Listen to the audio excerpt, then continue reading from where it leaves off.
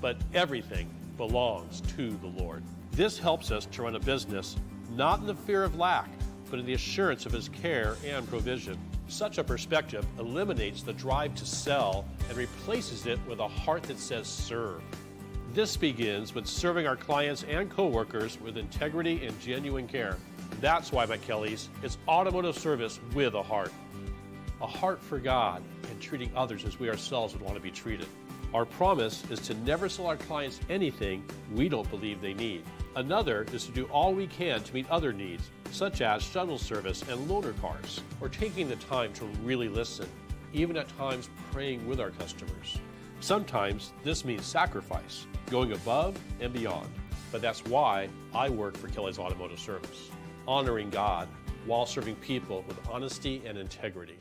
Attention golf lovers and local supporters. Join Rogue Valley Habitat for Humanity's inaugural golf tournament Friday, April 25th at Centennial Golf Course in Medford. 4-person scramble with 9 a.m. shotgun start. $600. Get your dream team, the full VIP treatment, greens, fees, carts, prizes, tournament gear, and banquet tickets. Register by March 1st for our early bird special, a free team player pack worth $100. Time to show off those skills while helping local families achieve affordable homeownership. Register at roguevalleyhabitat.org or call 541-261-3520. As the world watches from the outside, it's a big diplomatic tug of war here in the Middle East. Go inside the story with Jerusalem Dateline. Israeli archaeologists are talking about a discovery that could change the thinking about the Temple Mount. Join CBN Jerusalem Bureau Chief Chris Mitchell and get the biblical perspective on the events shaping the world. What starts in Israel then ends up going to other places. Watch Jerusalem Dateline. Weeknights at 9:30 on the Dove TV. I'm holding the many, many prayer requests that arrive here at the Dove regularly. We're grateful that you include us in your prayer needs. And as a staff, know that we pray over your requests, asking the God of miracles for His answers and help. The Dove is also here for you with the word for you today, an excellent daily devotional free from the Dove. Both of these helpful resources are available for you at thedove.us. The Dove TV, encouraging and informative.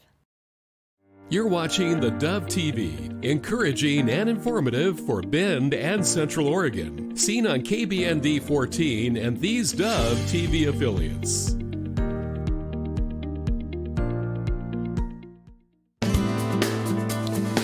Good morning, good morning. How y'all doing out there in TV land and radio land? Anyway, good morning to you. Happy Thursday. Wow. And what a change in the weather. We'll show you that. Yeah. Jerry's here, and that's all that counts. Good morning. So get ready for his commentary. Yeah, brace yourself. Brace yourself. Anyway, good morning to you. Happy Thursday. A lot going on in the news. There always is. The weather, well, it's just, when you see a picture here in a minute, you won't believe it. But it is snowing like crazy at the top of the hill. And rain down here in the valley, so we'll keep you posted on that. Good morning. Anything special? Well, you know, there are things in our lives, especially activities in our younger years, that determine things that happen in our later years. And if you're a sun worshiper, you like all that stuff. And a lot of us grew up with it. We grew up in a day and an age where people lathered up in baby oil and laid out in the sun. Oh, boy. And the more you did that, the more chances are that you know your dermatologist on a first-name basis, as it is National Dermatologist Day. Okay. Did you know that skin is your largest organ? Yes. Yeah, and we just beat it up. Abuse it. Oh man, we don't think about it. We think, we have this weird perception that, that tan glow is the healthy glow, and the opposite is true. Well, if you've ever been cut on by a dermatologist, and it's usually too late. Been there, done that. I did. I've had parts cut off that I go, God, and they'll never come back. And you just have revolving appointments with them. You do. Yeah, I mean, it's once you're in the queue, baby. Right. Once you're in it, and then when you leave, you have your next appointment already set. Oh yeah. So anyway, and rightfully so, because you got to get it. Absolutely. You've had chunks taken off. I sure have. And I look back on how I didn't pay attention to that because you just didn't do it. Right. You didn't do it. Red was cool. Brown was great. Absolutely. So, be careful out there, but it is National Dermatologist Day, and our hats off to all of you who are taking care of us. Anyway, it's also National Good Samaritan Day, recognizing the unselfish actions of those who provide help when needed. And of course, it all comes out of the book of Luke, chapter 10, verses 25 through 37. Read it and live it. Okay, and that's where Samaritan's Purse comes from. Absolutely. Mm-hmm. So good day. It's also National Canine Veterans Day. It's the day for the dogs. Oh. Recognizing National Canine Veterans Day and the dedicated canine units who have served since World War II. Oh, we really? didn't have a canine division until World War II. We kind of saw what was going on with some of the European countries and how they had dogs as sentries and such. So we adopted the policies, and boy, we see a lot of stories about hero dogs and their handlers. Yeah, they're and they get so bonded. Yeah. That you can't break them up. Right, and that's like in law enforcement too. Canine units, they get really bonded with their handler, with their police handler, basically, right. and oftentimes when they're retired, the canine unit, they stay with the policeman who had them out in the field. Well, you should. I mean, what do? You can't transfer that emotion, Yeah, well, you're right. Yeah. When we all know what it's like to get connected to a pet anyway, and ours, especially a pet as vital as that. I know, and ours got sick in the last 2 days, and it was pretty tough. Oh yeah, and they do talk to you. You just got to know how to listen to them. Mm-hmm. Yes. When they come over and they kind of whimper and put their head on your knee, and they're not feeling good and they're not eating. Yeah. So I have a golden retriever who we know was a service dog at one time. He's old now, and I know that he lived a little bit more pampered lifestyle than he's living with us, and he's used to eating more than kibble. Oh. And so now we're to the point. I take I have 2 other dogs. You put down their dishes and they just inhale it. Yeah. And he goes and smells it and he looks at me and he says, "What? What? What?" So you know what I do? What? I go in and I cut up strips of cold meat and I mix into his dish. He's got you. He's got you. You're toast. You are toast. There's no way you can correct that. You're toast. Okay. It's a bad deal. His name is Jeter, and he's a pretty smart dog. Anyway, one last thing to eat is a National Coconut Torte Day. Whoa. Recognizing a rich dessert featuring the decadent flavor of coconut and decorated with it, too.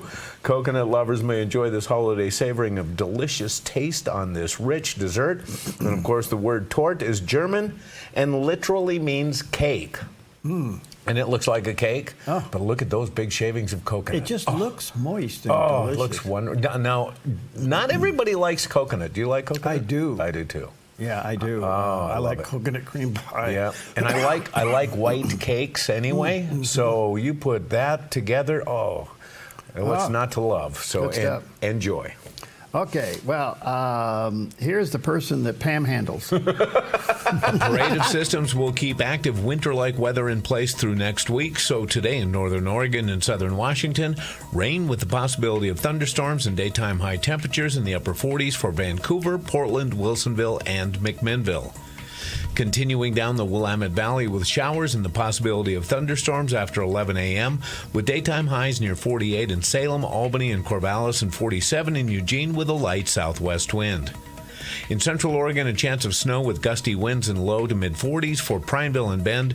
Snow likely in Sun River with a high near 37. Over in Boise, Idaho, rain showers likely with a high near 50.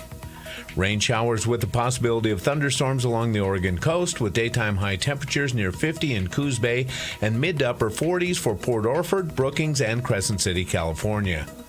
In southern Oregon, rain with a high near 47 in Grants Pass. Rain and snow becoming all rain after 11 a.m. and mid-40s for Medford and Ashland. In the Klamath Basin, snow likely with highs in the upper 30s. Into northern California, snow likely in low 40s for Wairika. Rain with the possibility of thunderstorms for Redding, Chico, and Sacramento with daytime highs in the mid-50s and a light south wind. In the Bay Area, chance of showers and fog, then partly sunny with daytime highs near 56 in Santa Rosa and Napa. Rainy and breezy in mid-50s in San Francisco. And today in San Jose, rainy and breezy with a high near 56.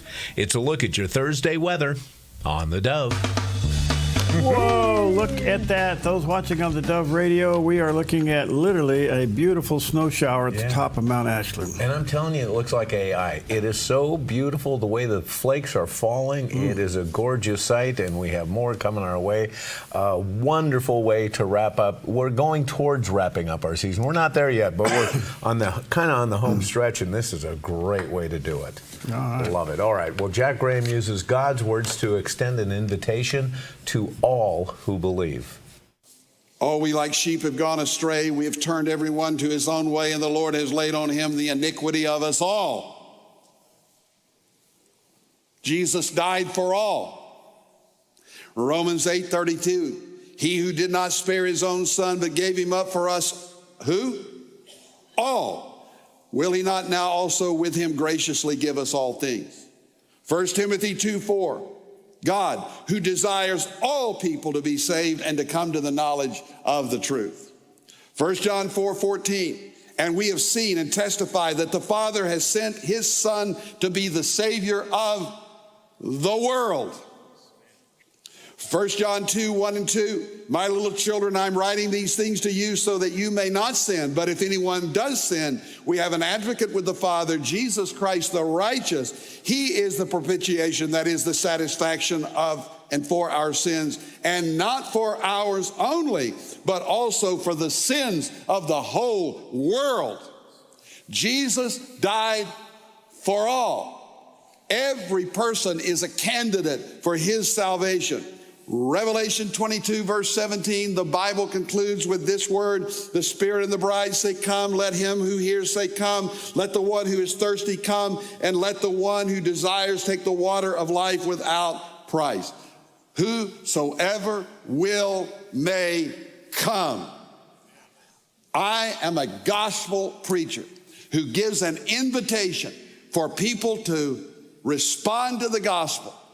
God calls, God saves, God gives us eternal life, but you must choose to believe and receive in Jesus. Mm-hmm. Pretty simple. Yeah. Pretty simple.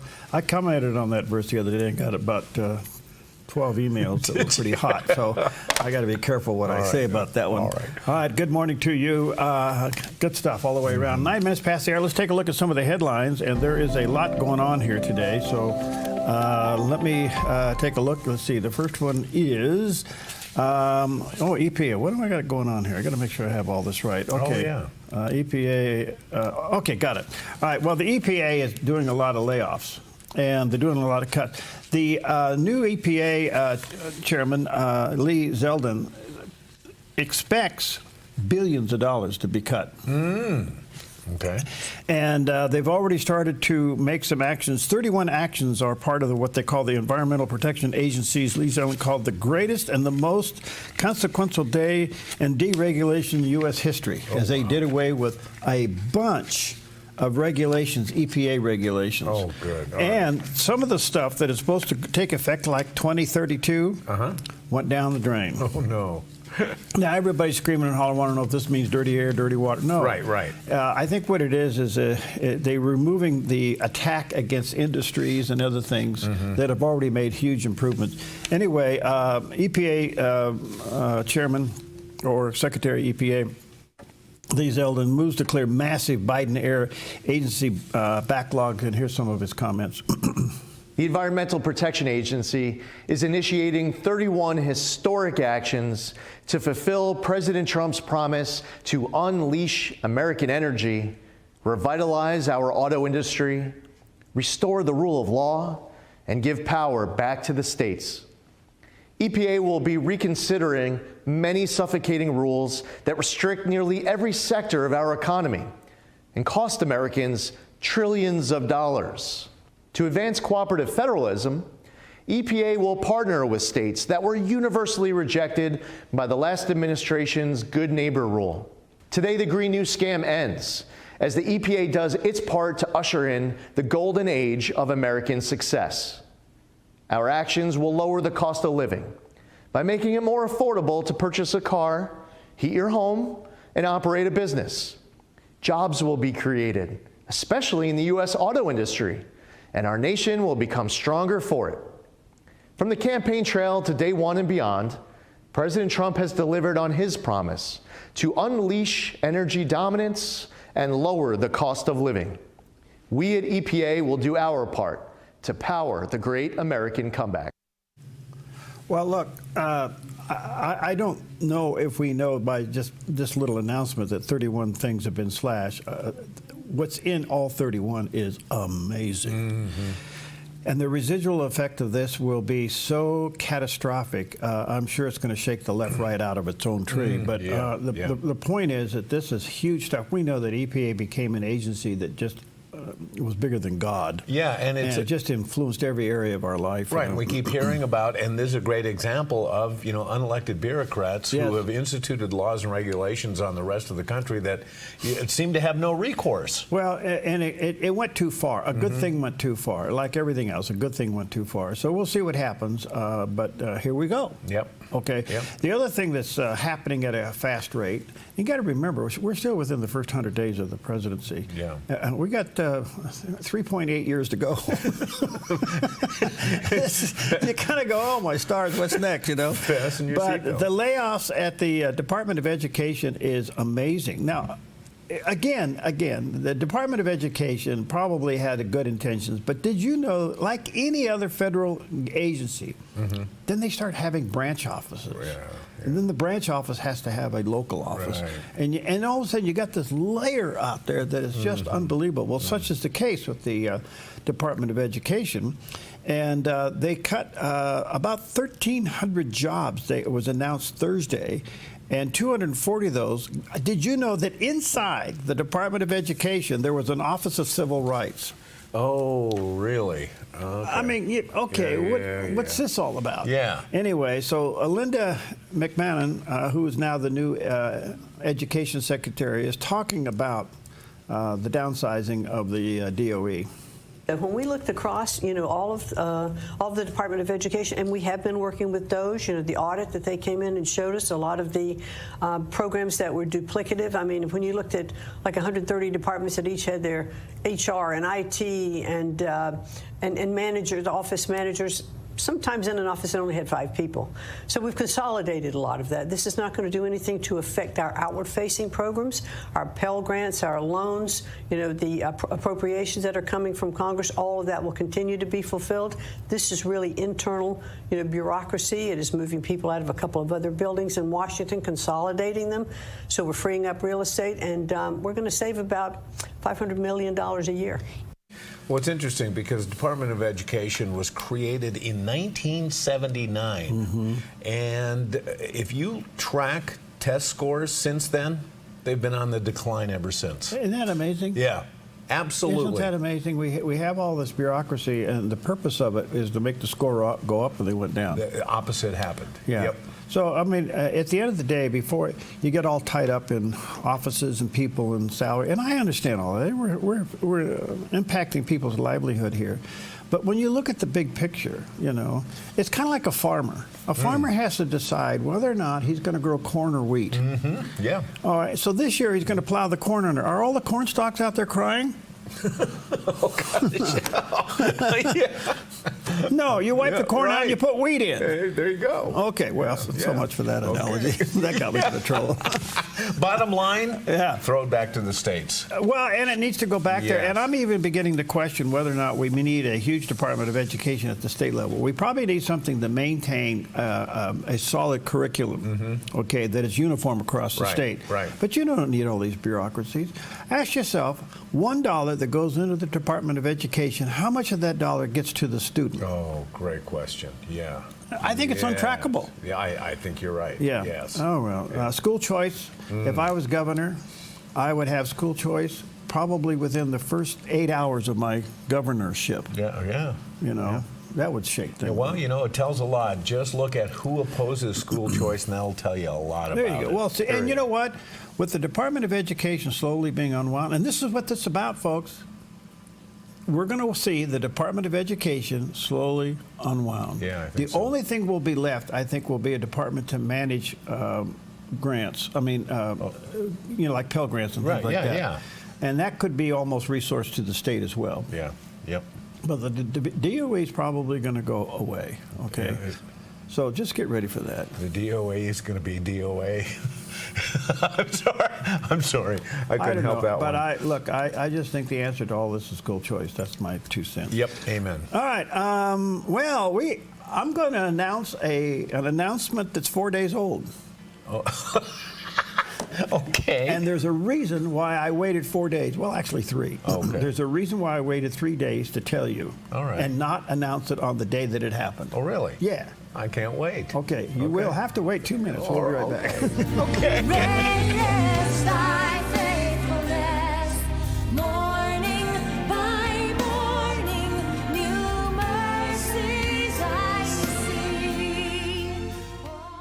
Welcome to Rise Direct Primary Care. Imagine a healthcare experience where you're known by name, cared for like family, and treated with compassion. How is that possible? With an affordable, flat monthly membership, you receive unlimited primary care and minor urgent care visits. No insurance needed. At Rise Direct Primary Care, we offer a friendly, affordable healthcare experience where you get a whole hour with your provider. Located in Central Medford and accessible by phone or text, we can typically get you in the same or next day. We prescribe urgent care medications directly from our office, saving you a trip and wait time at the pharmacy when you'd rather be at home getting better. Personalized medical care with a human touch. Rise Direct Primary Care is all about healing the sick with compassion and keeping the healthy healthy. Rise Direct Primary Care. We're here for you. Visit risehealthdpc.com or call or text us 541-827-8603. 541-827-8603. At Sweet Tea Express, we've got you covered. Order at the counter and our friendly service staff will do the rest. Burgers, salads, sandwiches, barbecue platters, sides, and more. Smoked, grilled, and served to perfection. Sweet Tea Express, breakfast, burgers, and barbecue. Hi, I'm the SOS Alarm guy, here to tell you about a great deal. SOS Alarm will not only beat any internet deal, but will install the system too. So burglars, beware. SOS Alarm for security and beyond. By the time I fully got diagnosed, it had become chronic Lyme disease. And I can honestly say I hit rock bottom. I got to the point where I could barely get out of bed, couldn't think right, couldn't talk right. You start to just think, is this the way the rest of life is going to be? I finally had to learn to just kind of let go and just say, God, help me today. Will you do something today? Because I can't. Watch the 700 Club Thursday morning at 11 on the Dove TV. Okay, welcome back. Happy Thursday to you. A lot going on in the news. And so why did I wait 3 days to tell you this story? I have no idea. Because I did not want this story to be codified as legitimate on the day that it was happening. Okay.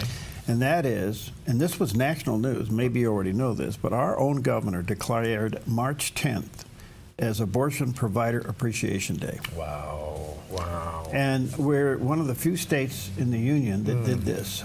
So Governor Kotek has signed a proclamation that will make March 10th Abortion Provider Appreciation Day. Here's what she said. Here in Oregon, we understand that abortion is health care. No, it's not. It's murder. Not. Yes. And providers are appreciated and can continue to provide care without interference or intimidation. So just about the time you think this thing may be going in the right direction, you have something like this happen. So I really was reluctant to tell you this, but on the other hand, you need to know. Yeah. And the other thing that really upsets me about this is the efforts in Oregon to stop it. And what's being done is a whole other show for me that kind of grinds my teeth, and I got to stay away from it. As sad as it is, it's not surprising. No, it's not. But I mean, we're actually going to we're appreciating people who kill people. Right. Yes. This is crazy. Okay. Oregon's appeal court. This is interesting. On Wednesday, yesterday, the Oregon Court of Appeals upheld an earlier ruling. Now listen to this, because you've got a little connection here. Okay. That it is illegal for Oregon police to live stream a protest for any reason other than documenting a crime. Oh, really? So if their body cameras are streaming, it's illegal for them to do that. So I guess they can record it, but they can't live stream it. That's interesting. I wonder why. I mean, well, that's the big question. Why? I mean, if crime is being committed, why can't we see this live? Yeah, exactly. And isn't that the whole idea of body cams anyway? Is accountability? We can see what's going on. Yeah. So the irony of this is just you know what this is? This is a shoe in the door, because what happens is so now you got to take the body cam back and process it. Right. And then it's got to go through a bunch of people to see it before anything can be done. There's nothing like live. Nothing like live. But our appeals court, this is to tell you that our judicial system in the state of Oregon obviously is heavily swayed to the left in many areas. But can you imagine this? Why can't we see this live? Right. Why can't the commanding officer sit in his office and see what his troops are doing on the front line? That is a great point. That's right. Yeah. And everybody else. I like to know the justification of the ruling. Yeah. How does this violate anything constitutional? It can't be. What's different than a press person down there being live? Exactly, yeah. I mean, this is just nuts. Okay, but some good news. Ta-da! We should have a little balloon go up now. What? We have those balloons that go bling. Home sales in Jackson County, our own backyard, are up. Oh. Okay, existing urban home sales increased in Jackson County over the past 3 months. 380 homes were sold compared to 344 the same period of the year before. Home sales are starting to turn around. Home sales, existing homes in Jackson County increased 10.76%, which is good news. Now, what do you think the average countywide median price home is? No idea. What? What do you think? You have any idea? $250. Gosh, you really do live in the woods. Why? Okay, the countywide median price for the rolling quarter was $415,000. Oh, no kidding. Up 3.8% from previous. Yeah. This is the problem with home ownership. The prices are too high and the interest rate's too high. So we got to have a little bit of a market surge. But I will say this, it looks like the inventory is also growing. There for a while, the inventory grew 12%, with 654 homes on the market compared to 580 the same time last year. Wow. So a little bit of a boost in the backyard that people are happening. But we, at the end of the day, the problem is we have a shortage of affordable homes.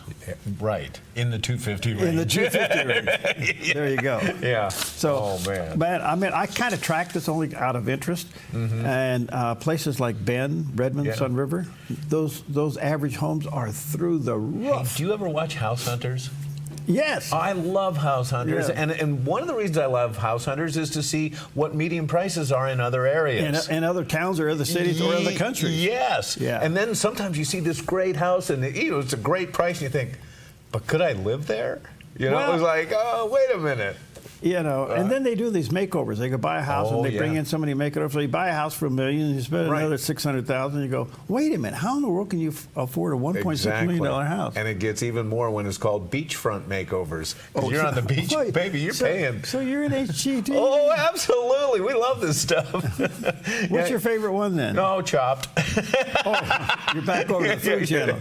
No, we go back and forth. I really do like House Hunters and House Hunters International. So you go to other countries, and then you really see, and it's interesting too because the cultural change. The cultural change is huge sometimes. Yeah, it's cool. It's amazing.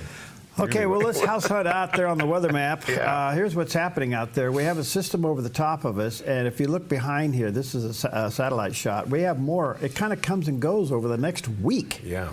So right now we're getting some pretty good rain and snow at the top of the hill. And more comes than goes. Yeah, really. Because we're looking solid here until next Monday. Yeah. Solid rain on and off, and then a couple days off with cloudy skies, and then it returns again on Thursday and Friday into the weekend. Yeah. So, man, like Leon said, that storm door is open. It is, and when the storm door opens, if you look at the satellite image closely, that bundle that we see off the west coast there is heading right towards the state line. Now, normally what Leon would say, we call it the Leon split. Yeah. So if the barometric pressure and the winds are right, it'll come right to the state line and then split. All right, so this one, though, the barometric pressure and the winds right, it's just pushing it right in. Nailing us, because I'm looking down at Mount Shasta, Mount Ashland as well. Everybody's going to get dumped on. Of course you are. You look at all your... Of course. You're like a government agency. You got offices at every ski resort. You got to keep an eye open. Hey, well, you had an interesting story and a sad story about our governor declaring March 10th Abortion Provider Appreciation Day. On top of that, I think we've all heard the phrase, the inmates are running the asylum. Yep. Well, here is a case in point. As a member of a state panel advising the director of Oregon's Health Authority on best practices in mental health, identifies as a turtle. Her name is J.D. Holt, who also goes by J.D. Terrapin on Facebook and is one of roughly 24 consumers on the Consumer Advisory Council, appointed by OHA Director Dr. Sejal Hathi, and who was appointed by Governor Tina Kotek.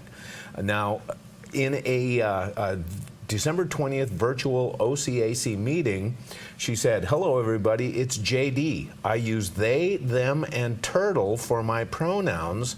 I'm in the Springfield, Eugene area, and I get to be part of the council." Now, during a December 17th meeting, another OHA member introduced themselves as Luke Shooting Star. Luke, a shooting star. Oh, wait, these are the Mental Health Council? Now, the duties of the Advisory Council, among other things, include the ability to investigate, evaluate, and recommend the state's behavioral health resources. Money. It is also given the authority to establish committees to investigate specific areas of interest related to behavioral health services. Now, each council member serves a term of 2 years, can be re-elected only once, and according to Holt's public Facebook posts, Holt has promoted anarchist causes and encouraged people to obstruct immigration enforcement actions. Holt wrote in a January 29th Facebook post, she wrote, or he or they or whatever they wrote what to do at an ICE checkpoint, especially if you are white and feel the need to jam up the works. Holt's posts encourage people to yell and scream at federal immigration authorities and make their jobs as difficult and as uncomfortable as possible. And these are committee members. And are running the asylum. Can you believe it? A turtle identifies as a turtle. Okay, so really, I mean, how in the world does this function? How can you even take this seriously? So what if I applied as a Christian? Oh, good luck. No, I want to be identified as a Christian. Good luck. Yeah, we'll see how that works. How about a Christian rat?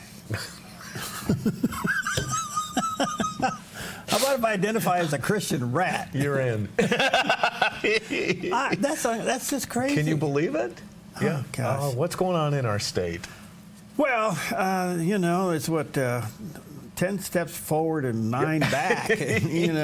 Oh yeah. I don't know. Maybe 11 back. Maybe 11 back. Yeah, that's a good point.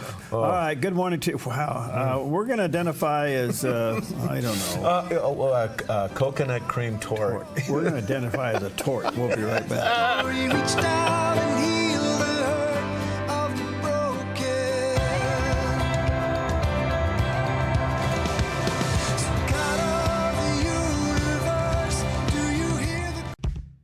Your property demands equipment with more reliability, durability, and versatility built in.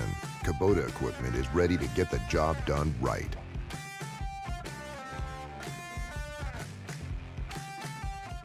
In life, some things just go together, like a burger and fries, and home and auto insurance from State Farm.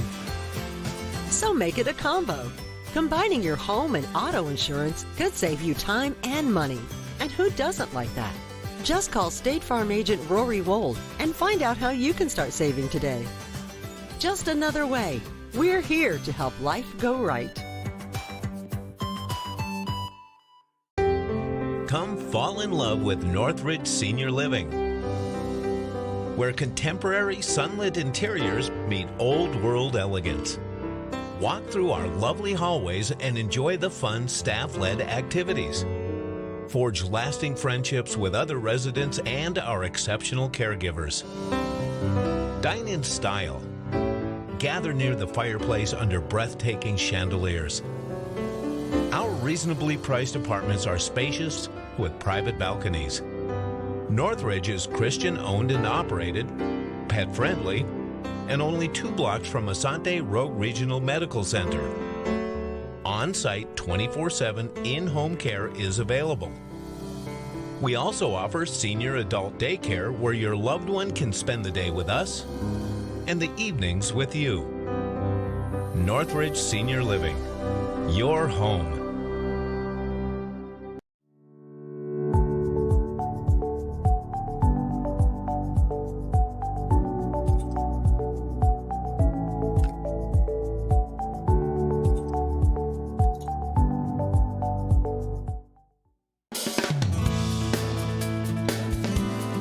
Good morning to you. Happy Thursday, and a lot going on in the news. By the way, be careful because we have a change now up and down the Pacific Northwest, and rain, wind, and snow in high elevation. So be sure to check before you head out. But most of that snow is pretty high up, right at the top of Mount Ashland this morning. So be careful. Well, there's a lot going on. Let's check in with CBN News Watch and get caught up. This is CBN News Watch. We begin this half hour in the Middle East, where Iran's supreme leader has said no to President Trump's appeal to restart negotiations over its nuclear program. And that rejection could set the stage for military action to keep Tehran from developing nuclear reactors. All of this as Israel is keeping a watch on Syria after a massacre of Syrian civilians, including Christians. CBN News Middle East Bureau Chief Chris Mitchell brings us the story. He's reporting from Jerusalem.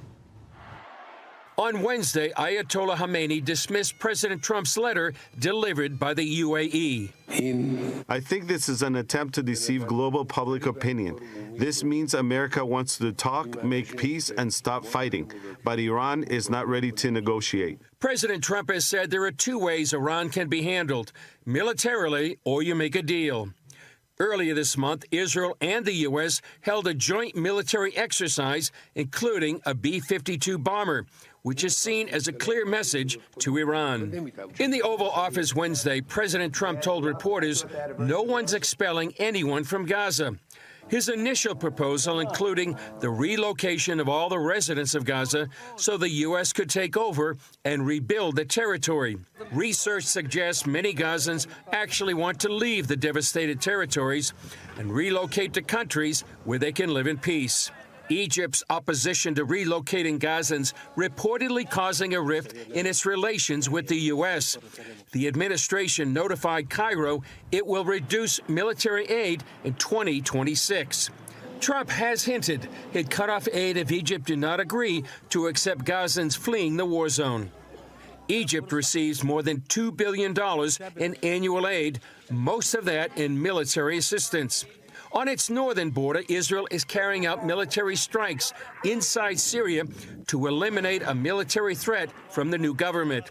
Israeli Defense Minister Israel Katz warned Syria's new leader that it's prepared to hold key positions in Syria for an indefinite time. Every morning when al-Jilani opens his eyes in the presidential palace in Damascus, he will see the IDF watching him from the heights of Mount Hermon and will remember that we are here and in all the security areas in southern Syria to protect the residents of the Golan and the Galilee from any threat from him and his jihadist friends. Katz also pledged to defend the Druze community inside Syria and said they would be allowed to enter the Golan Heights for work.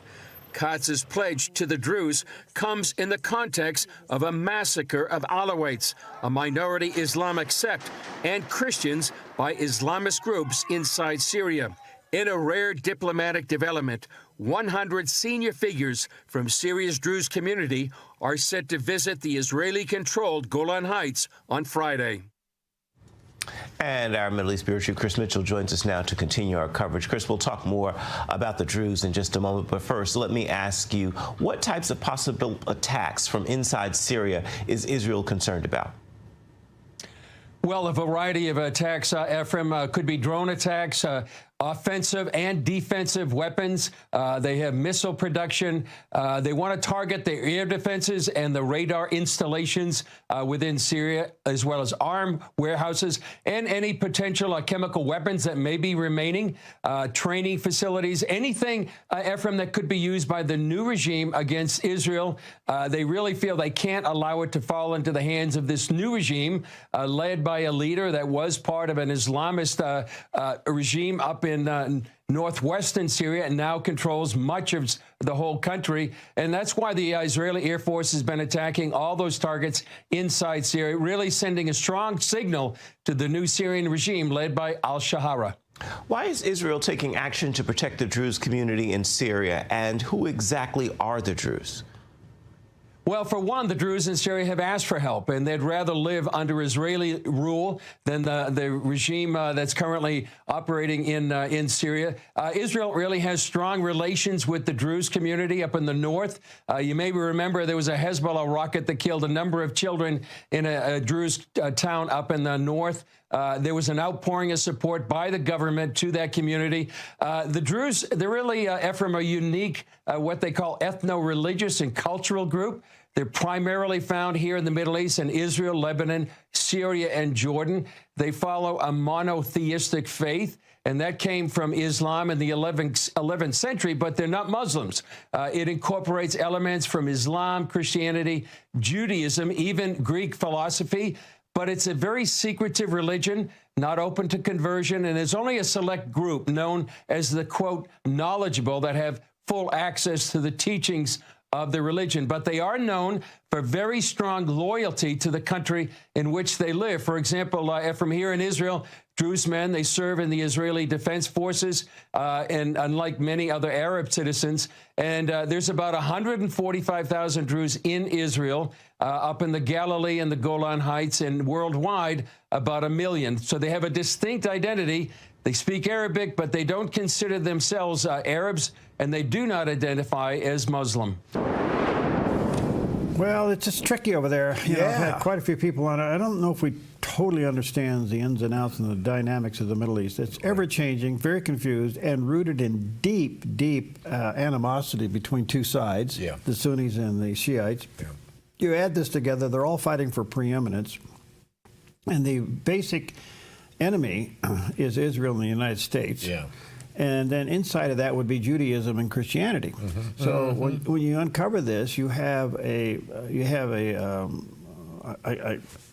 what's the term for it, where one thing's all the things, where the government's also the religion is the government. Theocracy? Theocracy, thank you. When you have a theocracy like you have in Islam, and then within the theocracy you have a civil war, it's kind of hard to... Absolutely. It's very dynamic. But you're right. It's tough to follow it all. It's so interwoven. And the Druze, I'd never even heard of them before. Well, I don't understand the Turkey thing going into... I mean, I understand Turkey going into Syria. I don't understand why NATO is allowing Turkey to be part of NATO. And even that's very confusing. So anyway, we'll figure that out a little bit later. Well, something that's not confusing all the time. Some of the time. Well, some of the time, but not all the time, is the guy that does the weather around here. A parade of systems will keep active winter-like weather in place through next week. So today in northern Oregon and southern Washington, rain with the possibility of thunderstorms and daytime high temperatures in the upper 40s for Vancouver, Portland, Wilsonville, and McMinnville. Continuing down the Willamette Valley with showers and the possibility of thunderstorms after 11 a.m. with daytime highs near 48 in Salem, Albany, and Corvallis, and 47 in Eugene with a light southwest wind. In central Oregon, a chance of snow with gusty winds and low to mid-40s for Prineville and Bend. Snow likely in Sun River with a high near 37. Over in Boise, Idaho, rain showers likely with a high near 50. Rain showers with the possibility of thunderstorms along the Oregon coast with daytime high temperatures near 50 in Coos Bay and mid to upper 40s for Port Orford, Brookings, and Crescent City, California. In southern Oregon, rain with a high near 47 in Grants Pass. Rain and snow becoming all rain after 11 a.m. and mid-40s for Medford and Ashland. In the Klamath Basin, snow likely with highs in the upper 30s. Into northern California, snow likely in low 40s for Wairika.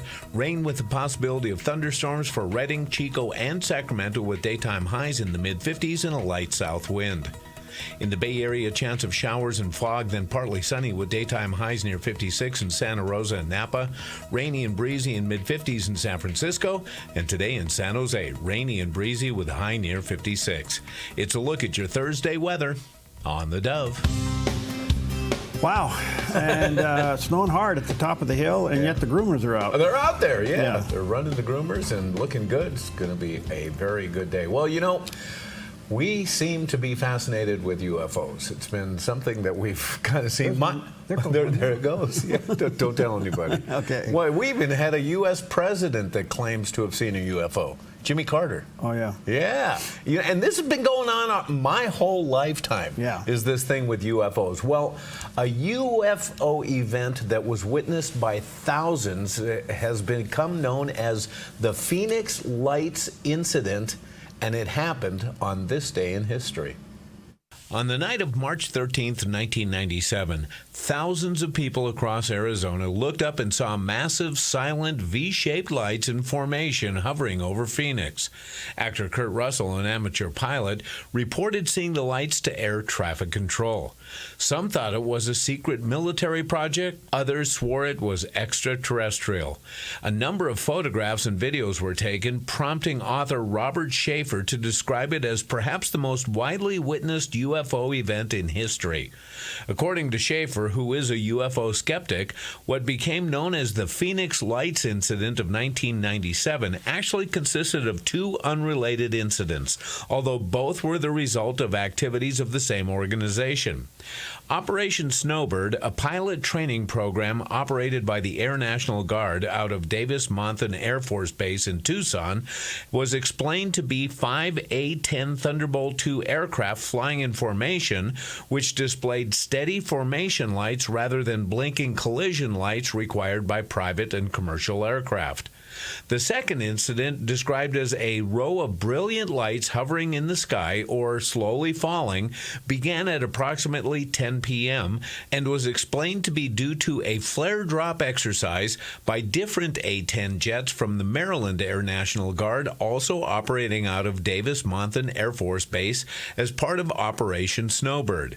The U.S. Air Force explained the exercise as utilizing slow-falling, long-burning illumination flares dropped by a flight of 4 A-10 aircraft on a training exercise. But the military's explanation didn't sit right with witnesses, who said flares don't hover and they don't move in perfect formation. Governor Fife Symington held a press conference bringing out a man in an alien costume to mock the hysteria, but years later he admitted he had seen it too. To many, the Phoenix Lights incident remains one of the most chilling, unexplained UFO events in history. To others, not so much. Yeah, what do you think? Well, I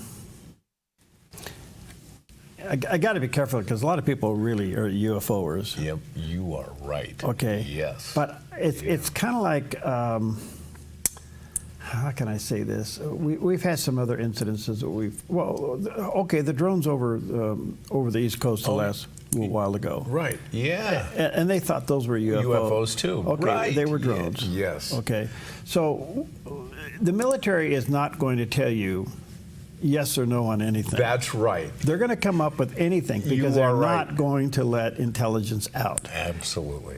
There's another theory out there. This was when was the year? 97. Okay, this could have been the military's first attempt to practice with drones. Maybe, yeah. And that would be why they would be hovering out there, or still out there. Right. Okay. I can't imagine for a moment that we can't put more specifics on UFOs. Mm-hmm. Mm-hmm. Yeah. Right. Right. And so anyway, I'm a skeptic. I don't think so. I think it is it's a contrast to my faith. Right, and it's, and it's also difficult, too, because when you're looking at a dark night sky and you see something and you have it in no relationship to any points, any landmarks or anything like that, your mind can do, and your eyes can do amazing tricks on you. Okay, not to mention the hemisphere, not to mention the weather. Right. But here's the other thing. Yeah. Why wasn't the military called out to shoot them down? Good point. Because it was the military. Yeah. Okay. All right, That's Steve great. Forbes, I like the guy. He would be somewhere in my cabinet high up if I was elected to something. I don't know how we'd operate at Jackson County level, but, you know. Anyway, no, just kidding. He's a great guy. He was on Fox Business. I like this title of this program, The Bottom Line. Yeah.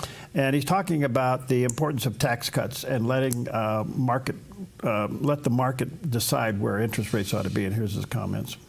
I was delighted today that the president visited those Tesla cars with Musk himself, seeing how great the beauty of them are. The design is great. Put aside EVs. These are fantastic automobiles. But he stood by Musk because what they're doing, the modern socialism, Marxists today realize you don't have to take anything over. You regulate it. And now they're systematically beginning to deregulate, whether it's EVs, straws, or whatever. They're starting to whack that away. So it's not just the money, it's not just government employees, it's the regulations, which are a form of taxation. They're crushing business, especially small business. One statistic, a manufacturer will pay per worker, roughly, average, $5,000 per worker. The regulatory costs are $25,000 to $50,000 per worker. That's what's crushing us. So and that's why I hope now that they get this government shutdown, hopefully out of the way, they focus on a big, beautiful, fat tax cut bill. We need it. We need that tailwind. So the tax cut thing is huge. I can't emphasize enough how important that is. And also putting in extras, cutting income tax rates for middle-class individuals. In the tax code, they have a 22% bracket and 24% bracket. Cut those both down to 15%. So you get away with this thing about SALT, and that's also an incentive for the future. So they do that. But a big fight's going to be coming up, and that is with the Federal Reserve, which still believes that prosperity causes inflation. And they are keeping interest rates much too high. They should let those be set by the marketplace. How about that? And they got to get away from this crazy theory. So there's going to be a big fight, not over the independence of the Fed, but their whole model. Instead of trying to stabilize the dollar, make it the king of the world, and they try to manipulate it, thinking they can manipulate the economy. Controlling interest rates. Why are they controlling interest rates? That's a form of rent control. The idea that you can control the American economy is preposterous. I wish the whole business press would say, this is nonsense what the Fed is doing. But they're going to have that battle as well. Have you heard that argument? Yeah, I mean, there's been talk a lot about getting rid of the Feds. It's just useless because all it is manipulating things. Yeah. So the big battle is going to be today and by midnight tomorrow as to whether or not the Democrats are going to vote in the Senate to allow the president's bill in the House come through for the budget. For the first time, Chuck Schumer is in a tough spot. Oh, really? Yeah. What do you expect? What do I expect? Here's what I think, and I don't know if it'll happen, but I think they're going to get it. And they're going to get it in such a way that they're going to do a sample vote today. Okay. It'll go down. Okay. But when the real vote comes to the table, I think it'll pass. All right. And Chuck Schumer will have to figure out what his next spin's going to be. So we're going to spin our way over and look at a coconut tort. Yeah. So we'll be right back.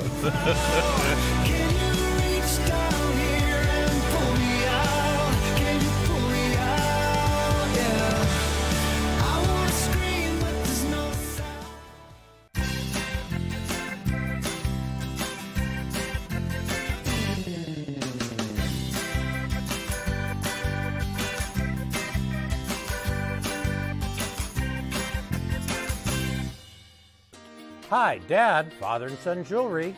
Looking for engagement rings? Ovals, round, pear shapes, and more. All a third off at Father and Son Jewelry. And let's not forget about our fellas. With Lashbrook, you can have it your way. From plain bands, precious or alternative, thick or thin, we can add stones, engravings, and inlays. Lashbrook can do it all. Father and Son Jewelry. Your family jeweler since 1958. Visit Father and Son Jewelry, 5 generations of family in Medford. A ministry moment on the Dove. He's giving them a word of encouragement. He wants to give them a word of help. He says, come to me, all ye who are heavy laden and you're borne down and you feel the weight of life itself. And he says, I will give you rest. Here's Jesus, the living Son of God, the sovereign God of this universe, now seated at the Father's right hand. And he says, all power has been given to me in heaven and earth. So we know that whatever burden you and I carry, he is able to deal with it. Because the Bible's asked a couple of times, is there anything too hard for God? How can anything be too hard for God, who is sovereignly in control of every single solitary thing, who is omniscient, knowing all things, omnipresent, all things are in his presence, and he has the power to handle every circumstance of life. And what is he saying to us? Come to me. A ministry moment on the Dove.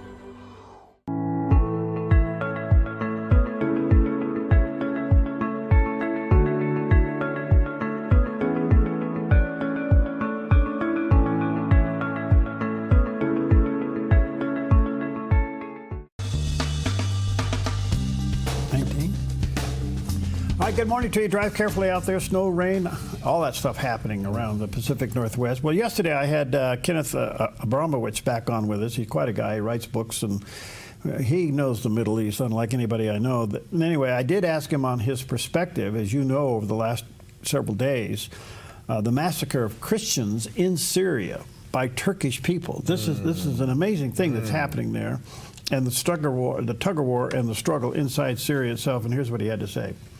Every country you're talking about is run by humans, right? But I have an expression that sometimes humans behave like animals.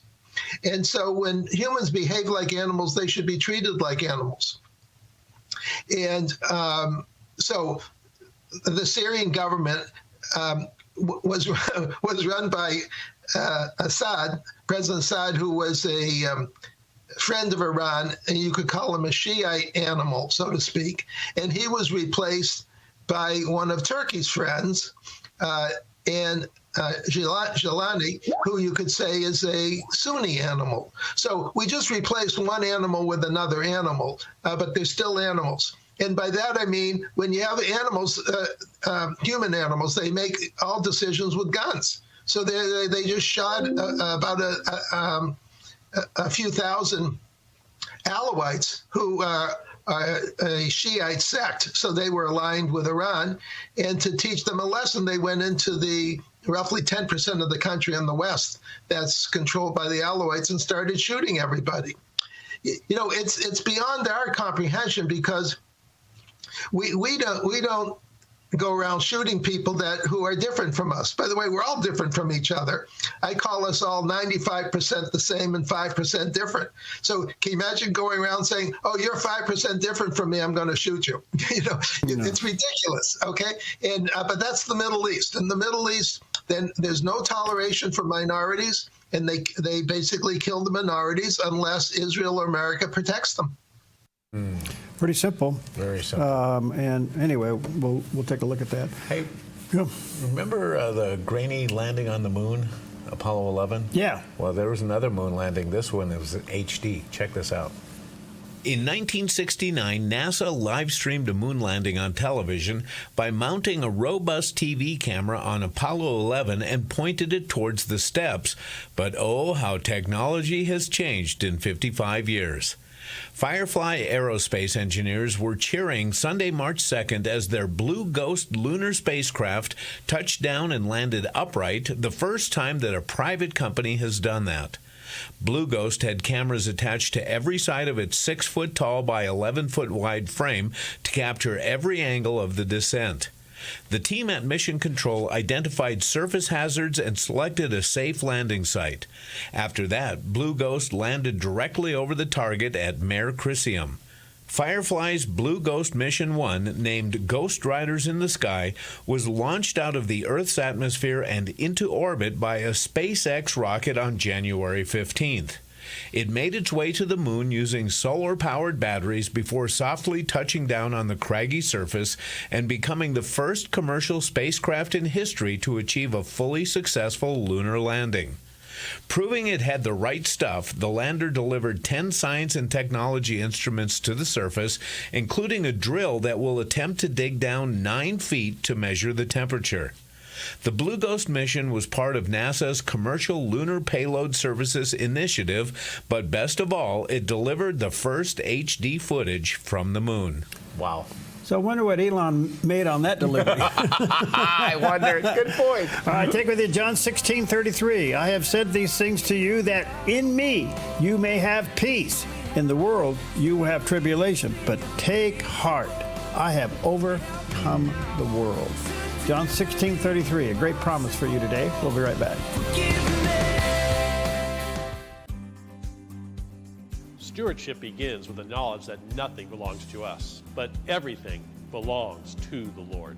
This helps us to run a business not in the fear of lack, but in the assurance of His care and provision.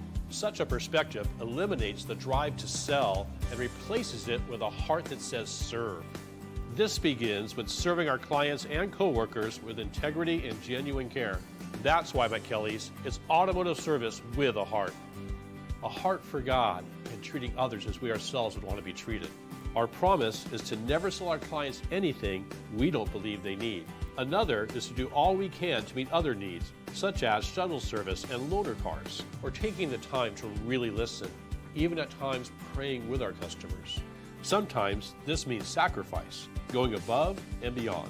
But that's why I work for Kelly's Automotive Service, honoring God while serving people with honesty and integrity. Bulls, bears, and other market beasts. How can you be sure they won't eat your investments alive? I'm Michelle Slate. Lighthouse Financial shines guiding light on retirement, investing, and insurance. As you navigate the stormy seas of investing, Lighthouse stands out as a beacon of hope, offering you wise counsel and biblically responsible investing. Lighthouse Financial. Call us today, 541-494-1034. Want to be part of something impactful? Rogue Valley Habitat's first ever golf tournament is teeing off at Centennial Golf Course April 25th, and the smartest businesses in Southern Oregon are jumping in. Sponsorship packages from $500 to $5,000 include course signage, event promotions, and networking opportunities. Top sponsors receive tournament team entry. Ready to be a game changer? Call Tyler Hunter at 541-261-3520 today. Rogue Valley Habitat, building community one home at a time. Christ belongs to all people. He belongs to the whole world. For 60 years, Billy Graham and his team took the message of Christ to the world. Have you been born again? Telecasts of Billy Graham crusades continue to reach millions with the gospel. If you repent, He will forgive. Relive these moments on Billy Graham Classics. Jesus said, "Follow me. Come and change the world with me." Billy Graham Classics, Fridays on the Dove TV.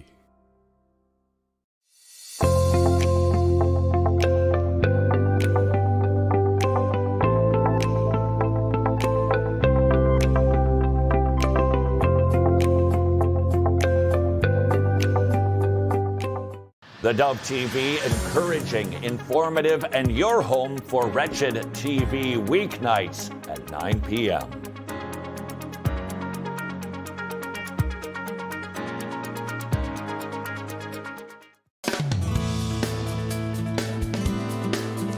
Well, good morning to you all. Happy Thursday. Welcome to Mornings on the Dove, where Jerry has made it to work. And I'm here. Good morning. Yeah, and it's really hard for him to be here. And we'll tell you why, because he'd rather be at one of his field offices today doing a review or an inspection. Or research. Yeah, R&D. There you go. A little R&D at one of his field offices. What is that? We'll show you in a minute. All right. Anyway, good morning to you. Happy Thursday. A lot in the news. And weather-wise, well, we have some rain and snow. We'll be talking about that, and it won't let up. It's going to be around for a while, so we'll talk about that. Yep. Anyway, good morning. Anything special? Well, it is special, especially if you love the sun. If you love the sun, likelihood is that you're going to get to know your dermatologist in your later years. I know mine on a first-name basis at this point. Yeah. And honoring board-certified dermatologists as the saviors of our skin, our largest organ, and probably our most neglected in many ways. Yes, it is. You know, because we have this upside-down idea of what looks healthy. Yeah. You know, we like that. We like that sun-kissed look. Yeah. And until you're cut on. Until you're cut on, and they cut out the sun kiss. Oh boy. And so be careful out there. And again, too, you know, we grew up in a day and an age where people lathered up in baby oil and then laid out in the sun. And now it's like, I'm looking for 70, you know, sunscreen. Yeah. 70, and then I need to reapply, and it's like, oh my goodness, it's tough to keep up with. But thank you to all the dermatologists out there. We know that they're not going out of business anytime soon. Well, the last time I went, I had some extensive removal. Yeah. And the doctor, she was really good. And all this time she's saying, I'm sorry I have to hurt you. I'm sorry I have to hurt you. I thought, well, can't you use any other psychology? Like, you know, like, this is only going to be for a few minutes. I'm sorry I have to hurt you. I'm sorry I have to Just do it. Well, then give me something. Then. Oh, yeah, that's what I told her. I said, act like a dentist and put some Novocaine right, in there. Yeah, shoot it. Yeah, absolutely. She finally did, but oh, my stars. So tell me, so here's the deal. I was at my dermatology office, you know, and the dermatologist is looking, and there's the thing on my side, and he goes, you know, I took a picture of this little spot before. It's the only thing questionable that you have right now. Yeah. And he said, and I took a picture. Here's what it looked like. Hasn't really grown. Hasn't really changed. He goes, you know, but it is look a little suspicious. I could take it or I could leave it. What do you think? I thought, what do you mean, what do I think? You're the doctor. Yeah. Are you kidding me? Yeah. What do you mean, what do I think? Yeah. And so I said, I think, take it. Well, the last time I was there, they do the surgery where they take a little and then you wait. Right. Yes. I mean, I was there 3 hours. And did they come take more? Oh, gosh. Oh. I said, you know, should I have a funeral for those parts that you took? Who knew that National Dermatologist Day would strike such a conversation? Moving on. Okay, it's National Good Samaritan Day. Good. Recognizing the unselfish actions of those who provide help when needed. And of course, coming out of Luke chapter 10, verses 25 through 37. Read it and live it. That's it, and that's where Samaritan Spritz comes from. Absolutely. Yep. All right. Also, National Canine Veterans Day, recognizing the National Canine units who have served since World War II. We didn't have canine units before World War II, and it was something that the American military kind of got the idea from different European units where they were using dogs as sentries and such. And we have seen lots of hero stories about canine units, and not only veterans, but in law enforcement as well. It's the same connection that goes on. So, and they have to stay with those people. You can't separate them. Absolutely. Yeah, so our hats off to you. And also, one thing to eat. National Coconut Torte Day. Ooh. Recognizing a rich dessert featuring a decadent flavor of coconut and decorated with it too. Coconut lovers may enjoy this holiday savoring the delicious taste of this rich dessert. And the word tort is German and literally means cake. So why don't they just call it coconut cake? Well, tort sounds more fancy. It sounds a little fancier, doesn't it? Yeah. So that costs a little more too, I suppose. Yeah, there you go. You order that on the menu. No, if you order cake, it's $10. If you order tort, it's $15. It's the same. There you go. Enjoy your coconut tort. All right. Well, here's the difference between a dermatologist and a plastic surgeon. A parade of systems will keep active winter-like weather in place through next week. So today in northern Oregon and southern Washington, rain with the possibility of thunderstorms and daytime high temperatures in the upper 40s for Vancouver, Portland, Wilsonville, and McMinnville. Continuing down the Willamette Valley with showers and the possibility of thunderstorms after 11 a.m. with daytime highs near 48 in Salem, Albany, and Corvallis, and 47 in Eugene with a light southwest wind. In central Oregon, a chance of snow with gusty winds and low to mid-40s for Prineville and Bend. Snow likely in Sun River with a high near 37. Over in Boise, Idaho, rain showers likely with a high near 50. Rain showers with the possibility of thunderstorms along the Oregon coast with daytime high temperatures near 50 in Coos Bay and mid to upper 40s for Port Orford, Brookings, and Crescent City, California. In southern Oregon, rain with a high near 47 in Grants Pass. Rain and snow becoming all rain after 11 a.m. and mid-40s for Medford and Ashland. In the Klamath Basin, snow likely with highs in the upper 30s. Into northern California, snow likely in low 40s for Wairika. Rain with the possibility of thunderstorms for Redding, Chico, and Sacramento with daytime highs in the mid-50s and a light south wind. In the Bay Area, a chance of showers and fog, then partly sunny with daytime highs near 56 in Santa Rosa and Napa. Rainy and breezy in mid-50s in San Francisco. And today in San Jose, rainy and breezy with a high near 56. It's a look at your Thursday weather on the Dove. And there's a picture of Mount Ashland for those watching on the Dove radio. It is beautiful. Stopped snowing, but fresh layer of snow. Look at the parking lot's even got a lot of snow in it. Yeah. And so should be some beautiful spring-like skiing, even though it'll feel like winter. Yep. And we're going to get more, and it's going to be a great way to wrap up the season, which is going till, the second weekend in April. So coming on it. Yep, we're About a coming month on away. down, getting ready to go down the home stretch. There you go. Well, we have Pastor Jack Graham encouraging us to believe God for the miracle that you need. You start believing God for your children. You say, can I believe God for someone else? Absolutely. We find that in the gospel accounts, people coming to Jesus in behalf of someone else. Is your marriage breaking apart? It's going to take a miracle for God to restore your marriage. Yes, God can restore your marriage, but you must believe and trust God and His Word. You're financially broken and insecure, fractured. Will God take care of you? Yes, He will. And you can believe God for His provision in His life, in ways in your life, in ways that you won't even expect. I showed up here today just to remind you that when you believe God, when you pray and ask and trust in God, that God does wonderful things in our lives, wonder-working things in our lives that we cannot explain. And just read what happened in the Old Testament, read what happens in the New Testament, because faith comes by hearing, Romans 10:17, and hearing by the Word of God. I'm here to preach God's Word and to pour some faith into your life today, to encourage you and equip you to start trusting God at a whole new level in your life. What a great guy. Yeah, he's been around a long time, very well respected.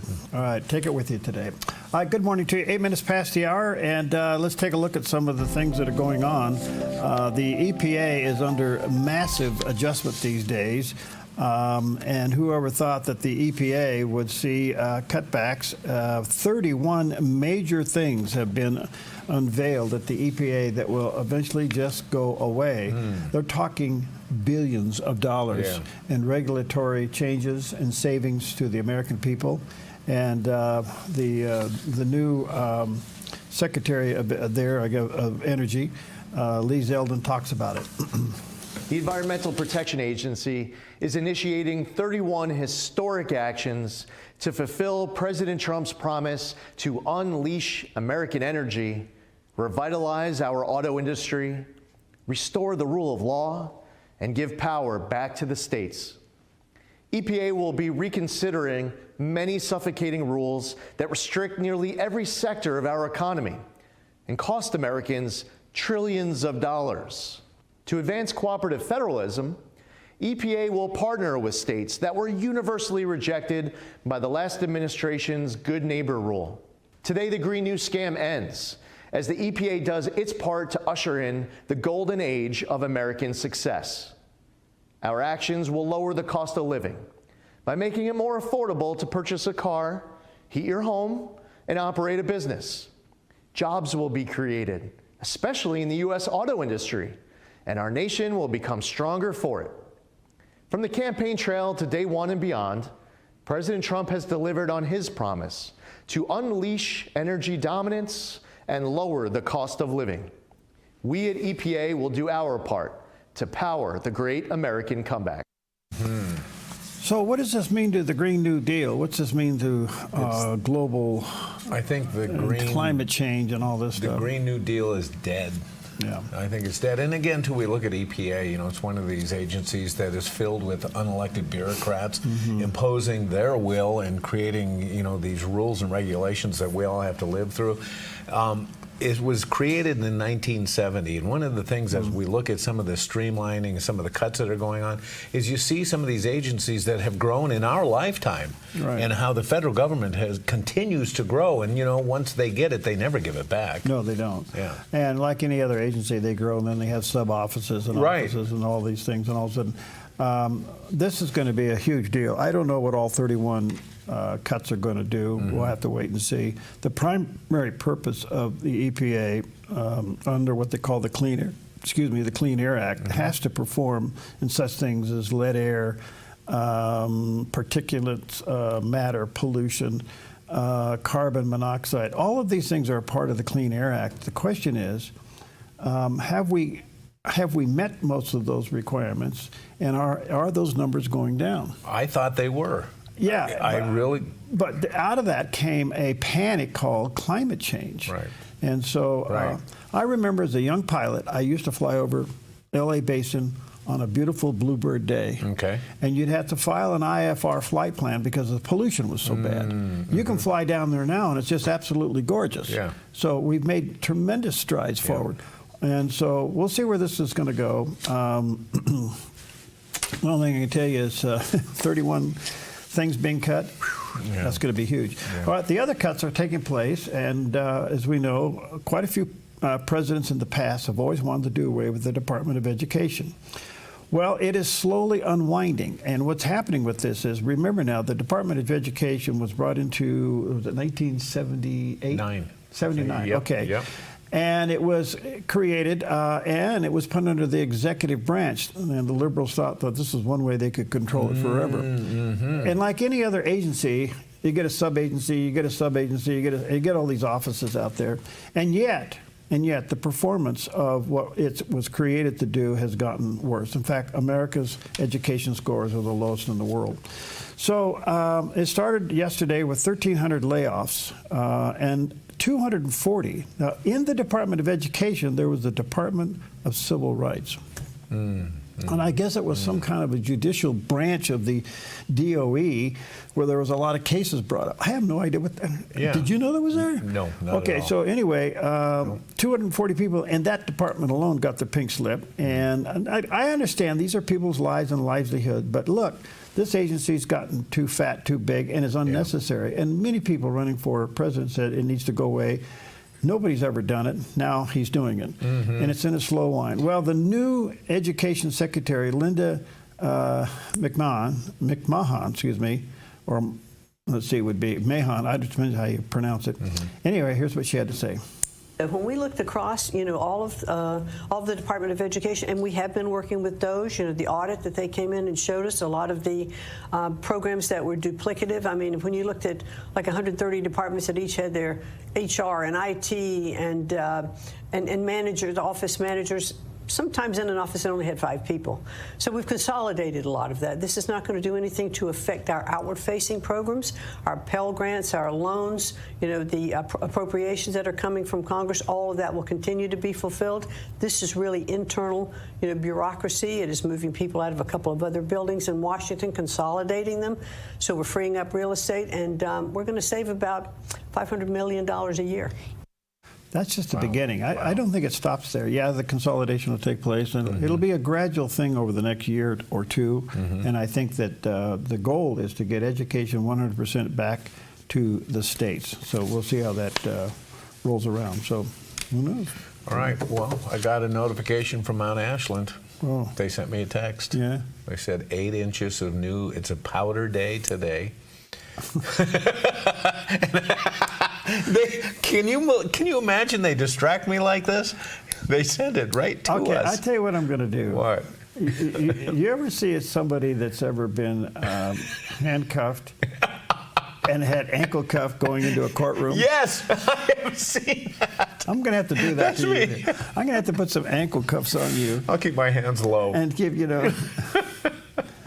So Jerry has a branch office in, let's see, Heavenly Valley. Yeah, Heavenly's good. Okay, he has one down at Shasta. Shasta's good. Mount Ashland. And this is home away from home at Mount Ashland. And Bachelor. Yeah, and Bachelor's good too. Oh, you can't beat any of those. But you know, we really value what's in our backyard. Something that you can actually sit here in the valley and look up to the top and see the slopes up there. 8 inches of fresh new powder. Have fun, everyone. Okay, so I think it's time for us to cut the DOJ. Department of Jerry? Yeah. It's time for us to do... No, that's terrible. We're going to put the DOJ under the microscope. All right, we'll be right back. Oh, golly.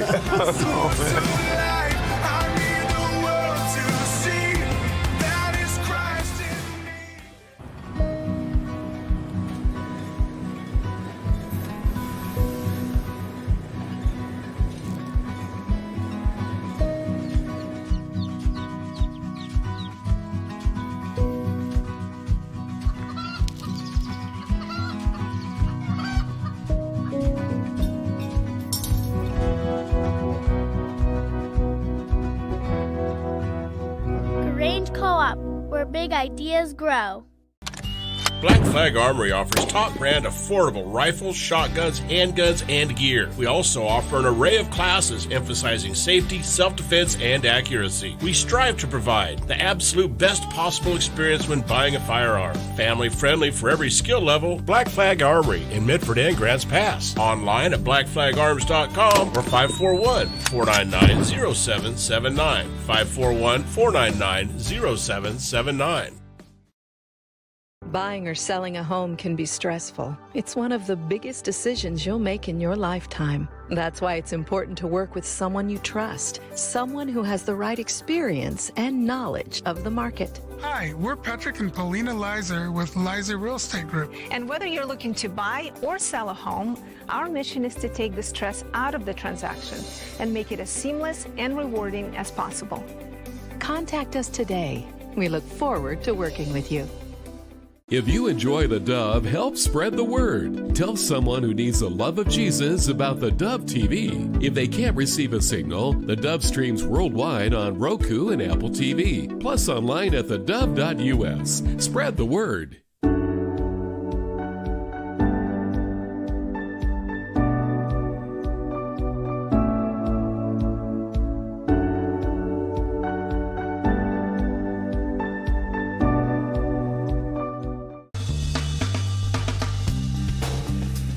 Good morning. Happy Thursday. I purposely delayed a lead story 3 days. And why? Well, because I didn't want to give it recognition on the day that it happened. Oh, okay. But I do think, and I was actually reluctant to whether or not we ought to talk about this, but the only reason I decided to go ahead with it, because you need to know.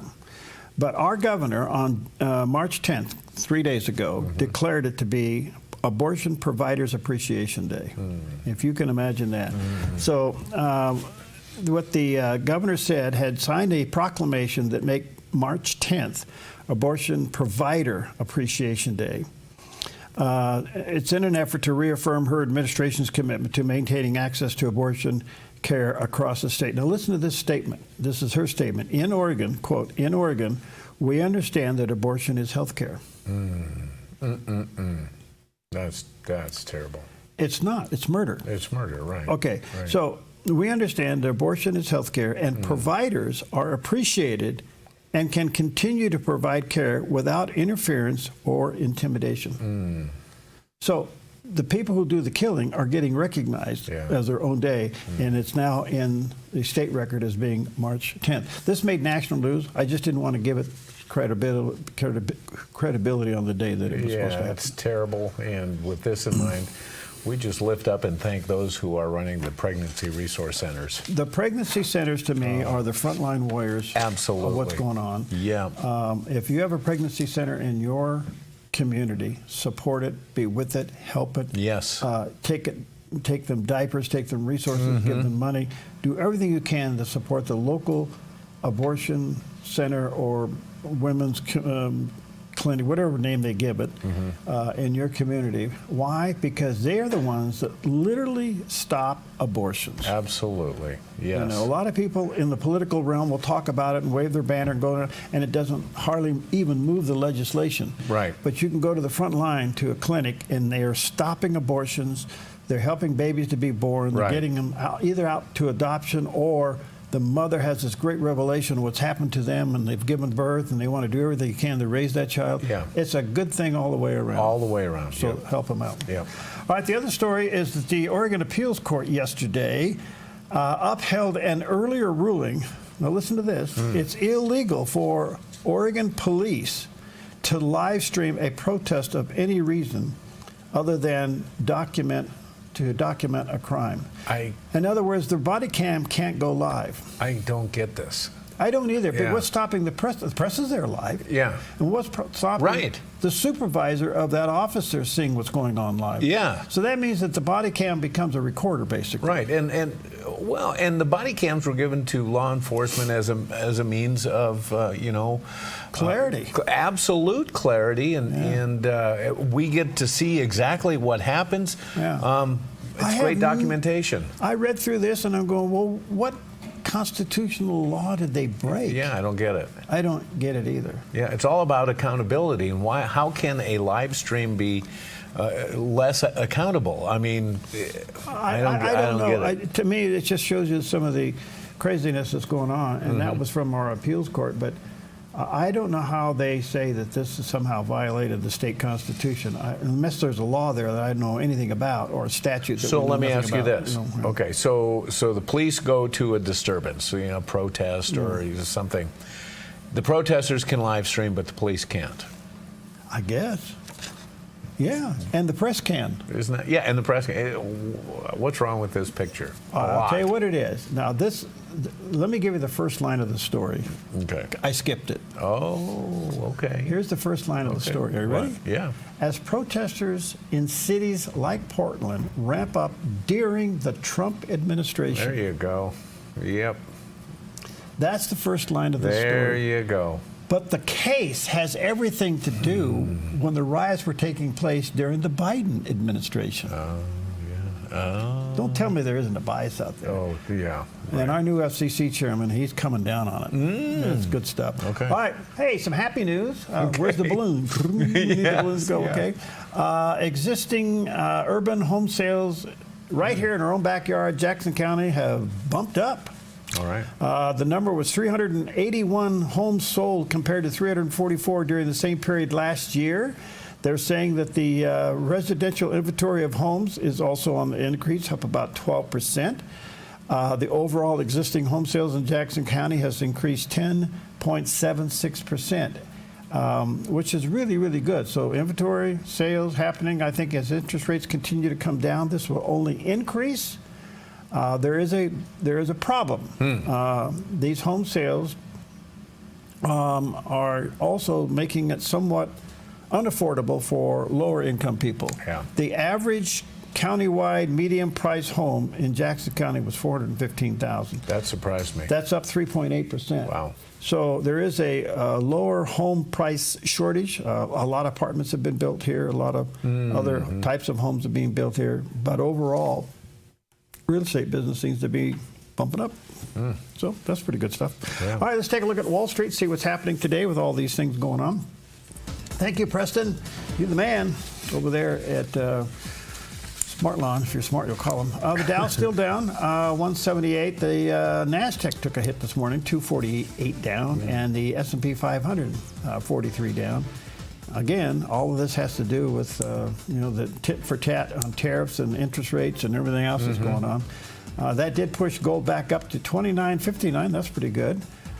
Silver is at around $33.50, and crude oil did come down about 30 cents, $69.90 a barrel. All right. Well, in the department of the inmates are running the asylum, it's happening even more in this state that we love and love to live in, Oregon. As a member of the state panel advising the director of Oregon's Health Authority on best practices and policies in mental health, identifies as a turtle. It's J.D. Holt, who also goes by J.D. Terrapin on Facebook, is one of roughly 24 consumers on the OHA's Consumer Advisory Council, appointed by OHA Director Dr. Sejal Hathi, and who was appointed by Governor Tina Kotek. Holt said during a December 20th virtual meeting, "Hello, everybody, it's JD. I use they, them, and turtle for my pronouns. I'm in the Springfield, Eugene area, and I get to be part of the council." Now, another member introduced themselves as Luke, a shooting star. Now, duties of the Advisory Council, among other things, include the ability to investigate, evaluate, and recommend the state's behavioral health resources, and has also been given the authority to establish committees to investigate specific areas of interest related to behavioral health services. Now, each member serves 2 terms, can be reelected once, and according to Holt's public Facebook posts, Holt has promoted anarchist causes and encouraged people to obstruct immigration enforcement actions. Holt wrote on January 29th on Facebook, "What to do at an ICE checkpoint, especially if you are white and feel the need to jam up the works." Wow. She encouraged people to yell and scream at federal immigration authorities and make their jobs as difficult and as uncomfortable as possible. And she is advising on mental health issues in our state. So, how did she ever get selected to serve on this committee? That is a great call. How are they doing this these days? Are they just picking people willy-nilly? Hey, here's a turtle. So what is the purpose of this committee? To advise on resources and policies. Yeah, policies and resources. And you have the person that identifies as a turtle on there. Yeah, absolutely. And again, truly, I mean, you can't make this stuff up. This is like the inmates running the asylum. It's so crazy. Well, Fox running the hen house, all that stuff. Yeah, I mean, the whole thing. So if I identified as a Christian, you think I could get on there? Hey, you're doomed. Okay, how about if I Christian rat? Oh, yeah, well, maybe. If I identify as a Christian there rat, you go. Yeah. You think I can get on that committee? I think we have an opening for you. Do you? Yeah. There or somewhere else? Yeah.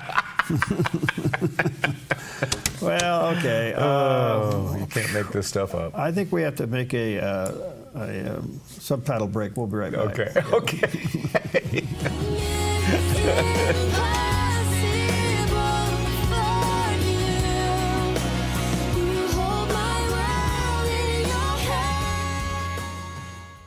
Your yard is where life happens, but it can be muddy and hard to maintain. Enjoy a maintenance-free artificial turf lawn all year round with Smart Lawn LLC. No mowing, no fertilizing, no watering. Our synthetic grass is beautiful and resilient. It's certified to be lead-free, and there's no need for pesticides. Safe for your children and pets. Smart Lawn LLC has all your artificial turf and putting green areas covered beautifully. 541-941-3538.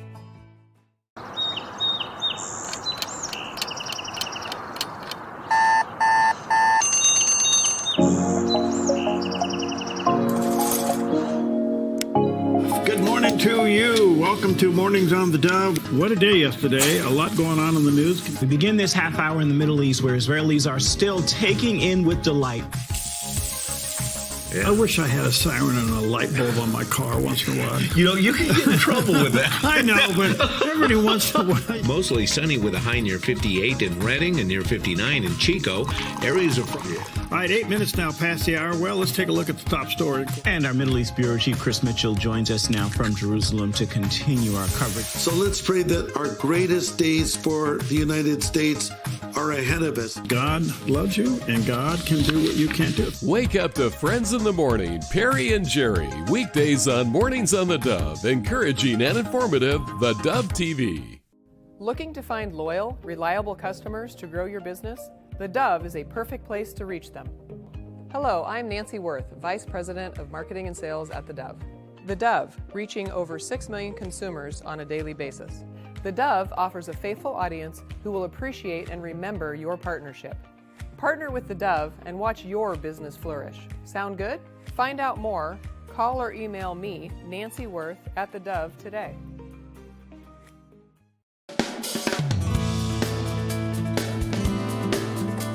Okay, welcome back. Half past the hour. Yesterday when I had Ken Abramowitz with us, he's really a Middle East expert. We'll have some comments from him a little bit later on. But just about the time you think things are maybe settling down a little bit in the Middle East, you have Israel, you got the problems with Hamas, Hezbollah trying to negotiate some territory at the border. I mean, the whole thing's kind of crazy. You got the Houthis over in Yemen lobbing missiles. You got Iran over there developing the nuke. And then here, the fall of Syria. And the fall of Syria is just another indication of how evil things can be with an ideology that has one thing in mind, and that's to kill people that don't believe like them. It's the bottom line is if you're not one of them, you're dead. I don't care who you are, whatever it is, you're dead. And then you add in the middle of that the civil war within that confine, which is the Shiites and the Sunnis, which is something we don't really get our head around. That goes back 4,000 years. What do you do with that? It's a mess. It is. So let's check in with CBN Newswatch and get caught up on that and things in Syria. This is CBN Newswatch. We begin this half hour in the Middle East, where Iran's supreme leader has said no to President Trump's appeal to restart negotiations over its nuclear program. And that rejection could set the stage for military action to keep Tehran from developing nuclear reactors. All of this as Israel is keeping a watch on Syria after a massacre of Syrian civilians, including Christians. CBN News Middle East Bureau Chief Chris Mitchell brings us the story. He's reporting from Jerusalem. On Wednesday, Ayatollah Khamenei dismissed President Trump's letter delivered by the UAE. I think this is an attempt to deceive global public opinion. This means America wants to talk, make peace, and stop fighting. But Iran is not ready to negotiate. President Trump has said there are two ways Iran can be handled: militarily, or you make a deal. Earlier this month, Israel and the U.S. held a joint military exercise, including a B-52 bomber, which is seen as a clear message to Iran. In the Oval Office Wednesday, President Trump told reporters no one's expelling anyone from Gaza. His initial proposal including the relocation of all the residents of Gaza so the U.S. could take over and rebuild the territory. Research suggests many Gazans actually want to leave the devastated territories and relocate to countries where they can live in peace. Egypt's opposition to relocating Gazans reportedly causing a rift in its relations with the U.S. The administration notified Cairo it will reduce military aid in 2026.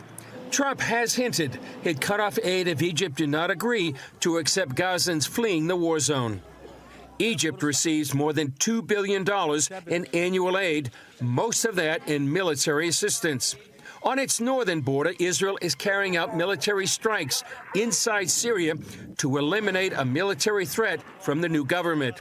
Israeli Defense Minister Israel Katz warned Syria's new leader that it's prepared to hold key positions in Syria for an indefinite time. Every morning when al-Jilani opens his eyes in the presidential palace in Damascus, he will see the IDF watching him from the heights of Mount Hermon and will remember that we are here and in all the security areas in southern Syria to protect the residents of the Golan and the Galilee from any threat from him and his jihadist friends. Katz also pledged to defend the Druze community inside Syria and said they would be allowed to enter the Golan Heights for work. Katz's pledge to the Druze comes in the context of a massacre of Alawites, a minority Islamic sect, and Christians by Islamist groups inside Syria. In a rare diplomatic development, 100 senior figures from Syria's Druze community are set to visit the Israeli-controlled Golan Heights on Friday. And our Middle East Bureau Chief Chris Mitchell joins us now to continue our coverage. Chris, we'll talk more about the Druze in just a moment, but first, let me ask you, what types of possible attacks from inside Syria is Israel concerned about? Well, a variety of attacks, Ephraim, could be drone attacks, offensive and defensive weapons. They have missile production. They want to target the air defenses and the radar installations within Syria, as well as armed warehouses and any potential chemical weapons that may be remaining, training facilities, anything, Ephraim, that could be used by the new regime against Israel. They really feel they can't allow it to fall into the hands of this new regime led by a leader that was part of an Islamist regime up in northwestern Syria and now controls much of the whole country. And that's why the Israeli Air Force has been attacking all those targets inside Syria, really sending a strong signal to the new Syrian regime led by al-Shahara. Why is Israel taking action to protect the Druze community in Syria, and who exactly are the Druze? Well, for one, the Druze in Syria have asked for help, and they'd rather live under Israeli rule than the regime that's currently operating in Syria. Israel really has strong relations with the Druze community up in the north. You may remember there was a Hezbollah rocket that killed a number of children in a Druze town up in the north. There was an outpouring of support by the government to that community. The Druze, they're really, Ephraim, a unique, what they call ethno-religious and cultural group. They're primarily found here in the Middle East in Israel, Lebanon, Syria, and Jordan. They follow a monotheistic faith, and that came from Islam in the 11th century, but they're not Muslims. It incorporates elements from Islam, Christianity, Judaism, even Greek philosophy. But it's a very secretive religion, not open to conversion, and there's only a select group known as the, quote, knowledgeable that have full access to the teachings of the religion. But they are known for very strong loyalty to the country in which they live. For example, from here in Israel, Druze men, they serve in the Israeli Defense Forces, and unlike many other Arab citizens. And there's about 145,000 Druze in Israel, up in the Galilee and the Golan Heights, and worldwide, about 1 million. So they have a distinct identity.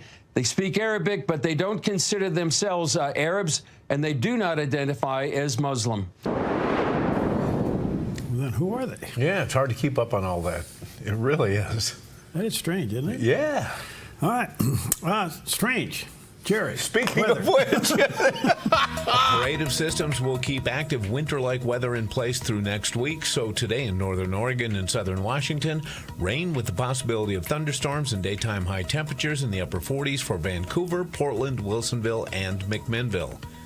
Continuing down the Willamette Valley with showers and the possibility of thunderstorms after 11 a.m. with daytime highs near 48 in Salem, Albany, and Corvallis, and 47 in Eugene with a light southwest wind. In central Oregon, a chance of snow with gusty winds and low to mid-40s for Prineville and Bend. Snow likely in Sun River with a high near 37. Over in Boise, Idaho, rain showers likely with a high near 50. Rain showers with the possibility of thunderstorms along the Oregon coast with daytime high temperatures near 50 in Coos Bay and mid to upper 40s for Port Orford, Brookings, and Crescent City, California. In southern Oregon, rain with a high near 47 in Grants Pass. Rain and snow becoming all rain after 11 a.m. and mid-40s for Medford and Ashland. In the Klamath Basin, snow likely with highs in the upper 30s. Into northern California, snow likely in low 40s for Wairika. Rain with the possibility of thunderstorms for Redding, Chico, and Sacramento with daytime highs in the mid-50s and a light south wind. In the Bay Area, chance of showers and fog, then partly sunny with daytime highs near 56 in Santa Rosa and Napa. Rainy and breezy in mid-50s in San Francisco. And today in San Jose, rainy and breezy with a high near 56. It's a look at your Thursday weather on the Dove. Welcome back. Mount Ashland, beautiful shot up there this morning. Fresh 8 inches of new snow, according to Jerry's reporter. That's right. Yeah, you know, they know how to suck me in, don't they? I'm on their text chain, and they know that they send that out, and guys like me just get distracted as can be and start altering our plans for the day. And here we're looking at the Windsor chair, and there's lots of fresh snow, 8 inches of powder today. So do you ski at night? You skied up there at Yeah, night. we ski at night, yes. Have you ever seen any UFOs up there at night? Well, it's funny you should bring that up, Harry, because we have a fascination with UFOs. And one of the things that's getting a little bit creating confusion out there these days is the new Elon Musk Starlink telecoms satellites out there. And if you see them coming, they're in formation. There's a line of them. I've looked up before as I'm getting ready to come into work, and I'll look and think, there it is. No wonder people get confused, because it just looks amazing. Well, a UFO event that was witnessed by thousands and which became known as the Phoenix Lights incident happened on this day in history. On the night of March 13th, 1997, thousands of people across Arizona looked up and saw massive, silent, V-shaped lights in formation hovering over Phoenix. Actor Kurt Russell, an amateur pilot, reported seeing the lights to air traffic control. Some thought it was a secret military project. Others swore it was extraterrestrial. A number of photographs and videos were taken, prompting author Robert Schaefer to describe it as perhaps the most widely witnessed UFO event in history. According to Schaefer, who is a UFO skeptic, what became known as the Phoenix Lights incident of 1997 actually consisted of two unrelated incidents, although both were the result of activities of the same organization. Operation Snowbird, a pilot training program operated by the Air National Guard out of Davis-Monthan Air Force Base in Tucson, was explained to be 5 A-10 Thunderbolt II aircraft flying in formation, which displayed steady formation lights rather than blinking collision lights required by private and commercial aircraft. The second incident, described as a row of brilliant lights hovering in the sky or slowly falling, began at approximately 10 p.m. and was explained to be due to a flare drop exercise by different A-10 jets from the Maryland Air National Guard, also operating out of Davis-Monthan Air Force Base as part of Operation Snowbird. The U.S. Air Force explained the exercise as utilizing slow-falling, long-burning illumination flares dropped by a flight of 4 A-10 aircraft on a training exercise. But the military's explanation didn't sit right with witnesses, who said flares don't hover and they don't move in perfect formation. Governor Fife Symington held a press conference bringing out a man in an alien costume to mock the hysteria, but years later he admitted he had seen it too. To many, the Phoenix Lights incident remains one of the most chilling, unexplained UFO events in history. So what was it? Military. I can't help but think it was because military is not going to share any secrets. Right, and I think that's a crux of a lot of the UFO sightings across the country. I think there's a lot of military And this activity. would be when the military possibly was, say possibly now, was testing drones. Yeah, yes. I mean, that was the beginning of the drone research. That's true. So they could have been testing drones. Yeah. Military don't use their normal red, green, and rotating beacon at the top. Okay. A lot of military aircraft, pilots I should say, are trained to land with no lights. Only the lights on the runway or only the lights that would be on an aircraft carrier. Okay. So, but I would say that was some type of a military operation, and you'll never know. It's kind of like what happened just recently with the drones over Pennsylvania. Yes. Finally, everybody's yelling and screaming, Yes. you know, the Martians have landed and all that stuff. No, it was military drones. Now, the question is, what were the military drones doing? Right. We still don't know the answer to that. What were they looking for? They seem to be looking for something. A UFO. Yeah. You know, here we've been to the moon. We're out there flying around. You got Elon going up and getting astronauts and bringing them back. And we're doing everything but delivering McDonald's up there. And we haven't seen anything? Yeah. No and now we're landing on the moon privately? Right. Yes. Yeah. I don't know. I just think it's fun to make stories out of. And yeah, it sure gets a lot of interest. Yep. Yeah. All right, Steve Forbes, I like him a lot. I think he's one of the great thinkers of our day. I've had the honor of interviewing him on several occasions. He's really quite the guy. He was on Fox Business program called The Bottom Line, and they're talking about the Democrats and the Republicans dealing with Medicare, and here's his take. This partisan and reckless Republican spending bill fails to protect Social Security, Medicare, and Medicaid. We're also going to force Republicans to defend their cuts on American families, cutting health care and Medicaid and education and housing and more. They're willing to rip health care away from millions of Americans just to reward their billionaire donors. What's their plan? Well, their plan is to cut Medicaid by $880 billion. Well, they're lying. Yeah, only in Washington would a $1.5 trillion increase in the next few years be counted as a cut. All the Republicans are doing one is slowing the growth of Medicaid and rooting out the real abuses in Medicaid, such as financing art classes, Great, but that's not Medicaid's purpose. And also, the states, this is why the Democrats hate this, what they're doing on Medicaid, is that they're going to stop their scams, where what they do is they put a tax on hospitals, take the money, spend it on Medicaid, get reimbursed $2 to $3 to 1 from Washington, and then spend the money on other things. It's a racket. Should be banned by Congress.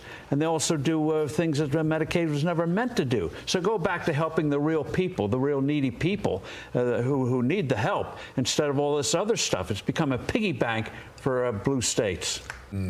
He is so good at explaining this, and the only thing I can say is that the Democrats, the only thing they have to sell now is fear. That's right. They've been very good at it for a long time, but now they're going to sell fear. And the more that they try to sell fear, the worse it gets for them. When they uncovered the fraud in Social Security and Medicaid and Medicare, you're talking trillions of dollars. All you got to, you know what? Just stop paying that. And the amount of money they're going to save that could go in the Treasury is mind-boggling. I don't think they'll ever recover a dime that's been spent. And sooner or later, again, we're only in this thing, 3 months now. Give it another 6 months or so, maybe a year, when they start tracking the kickbacks. It'll be more embarrassing than the Epstein file. Yep, and that's an old script those Democrats are reading from. They've been reading that script for years and years and years. Yeah, and the only thing they didn't show there was taking the senior citizen in a wheelchair and shoving him off the cliff. There you go. Oh, man. All right, we'll well, let's see. We'll take a pronoun break. We'll be right back.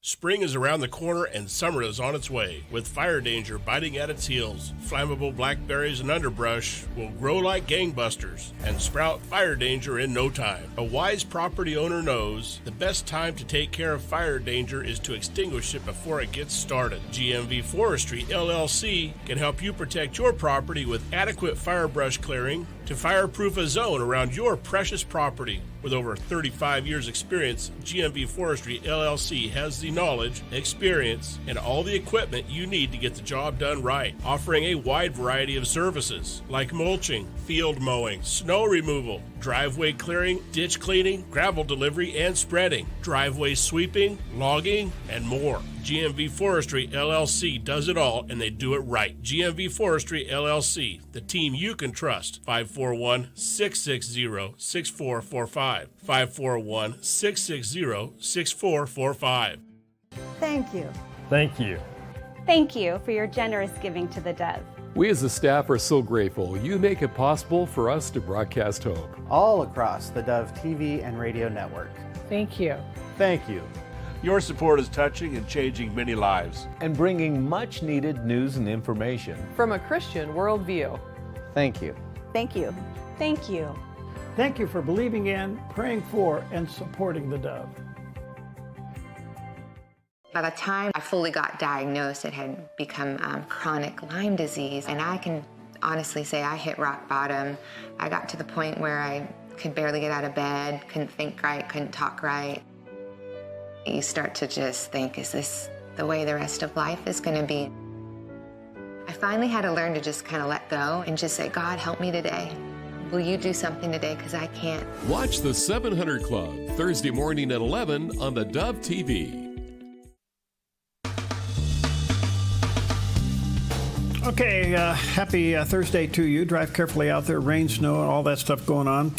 Yesterday I had Kenneth Abramowitz back with me, and a multitask war. He's the author of that. He's certainly considered and profoundly recognized as a Middle East expert.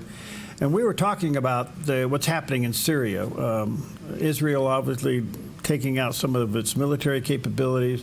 The regime falls. Turkey wants to take over. And Iran over here is seeing it as another proxy.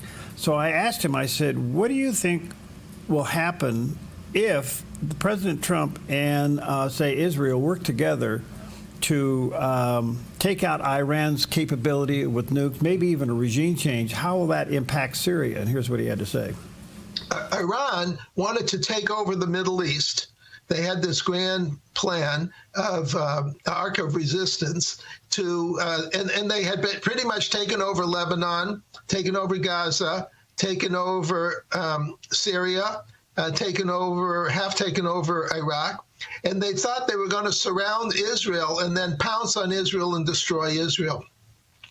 Now, if they were able to destroy Israel, which they're not, but if they were, then they could claim the victory over the Sunnis. You see, this is part of the Sunni-Shiite rivalry. Only about 15% of Muslims are Shiite and 85% are Sunni. So if Iran could say, oh, I destroyed Israel, I should be the leader of the Muslim world, they could then take over the Muslim world and then take over the Christian world. So remember, this is an uncontrollable death cult. In the history of bad guys, death cults is they're only stopped when they're stopped. I mean, Hitler was a death cult, but he only stopped when he was stopped. Stalin ran a death cult. So you don't just stop and say, oh, I'm happy. I've taken up all these countries. I stole all this gold and silver or whatever. I'm happy. They're never happy. They have to be defeated. And that's the key issue that the Trump administration is going to have to eventually focus on. Iran is the greatest source of evil in the world today and must be stopped. Wow. Okay, so the question is, President Trump always leads with the offer of negotiations, in other words, the art of the deal. And when that doesn't, he seems to be a president that does draw a line in the sand, and okay, then we'll take care of it another way. And so I think if you look back and see how he's handling geopolitical things, he always leads with the desire to make a deal. Yeah. When the deal can't, and the desire to make a deal opens the door for negotiations, which puts pressure on the side that you want to surrender, and not going to do it. And the moment they walk away from the table, he's in control. And that's how the game is played. Yeah. Okay, and that's kind of where we are at the moment with Iran. He sends a deal to Iran, a letter to Iran, and says, we want to sit down and talk and negotiate. Iran sends it back, have a nice day, we ain't doing it. Right, yeah. Next action, possibly military. Yeah. But Iran, if you remember the president and others saying, Iran cannot have a nuke. Right. Okay, so this is a tough deal. That's the line in the sand, isn't it? Well, and liberals will say, well, then you're nation building. No, we're protecting life on Earth. Protecting, yeah. We're protecting life on Earth. Yeah. So anyway, we'll look at that. Some great guests coming up. Right. We'll tell you about that in a minute. All right. Well, remember the grainy live footage of when Apollo 11 landed on the moon? We felt really, really special that we could see such things unfold live, on live TV. But it was kind of ghostly, wasn't it? Yeah. Well, a private company has just landed on the moon, and it was all shown in HD. In 1969, NASA live-streamed a moon landing on television by mounting a robust TV camera on Apollo 11 and pointed it towards the steps. But oh, how technology has changed in 55 years. Firefly Aerospace engineers were cheering Sunday, March 2nd as their Blue Ghost lunar spacecraft touched down and landed upright, the first time that a private company has done that. Blue Ghost had cameras attached to every side of its 6-foot-tall by 11-foot-wide frame to capture every angle of the descent. The team at Mission Control identified surface hazards and selected a safe landing site. After that, Blue Ghost landed directly over the target at Mare Crisium. Firefly's Blue Ghost Mission 1, named Ghost Riders in the Sky, was launched out of the Earth's atmosphere and into orbit by a SpaceX rocket on January 15th. It made its way to the moon using solar-powered batteries before softly touching down on the craggy surface and becoming the first commercial spacecraft in history to achieve a fully successful lunar landing. Proving it had the right stuff, the lander delivered 10 science and technology instruments to the surface, including a drill that will attempt to dig down 9 feet to measure the temperature. The Blue Ghost mission was part of NASA's Commercial Lunar Payload Services initiative, but best of all, it delivered the first HD footage from the moon. And you know what? This moon activity just continues to ramp up. The thing that's really interesting, we see a number of other nations that are involved too, you know, from Japan to China. But private companies from this country is, I think, one of the most startling developments. And of course, you know, a great example of that is SpaceX with Elon Musk. And he threw up another one. He delivered them up into space. He did, and he's going up to get the Starliner. Apparently, yeah. The Starliner from Boeing. Boeing. And they're still a little bit delayed on that, well, too. They've been up there 9 months. They're only supposed to be up there a couple of days. Yes. Because Boeing's aircraft didn't perform. Yeah. So this is really interesting to me. So you would think, let's say there are people on the moon. Okay. So here comes a UFO. Don't go there. Don't go there. No. Okay. So we're out there flying around. Are we UFOs to somebody else?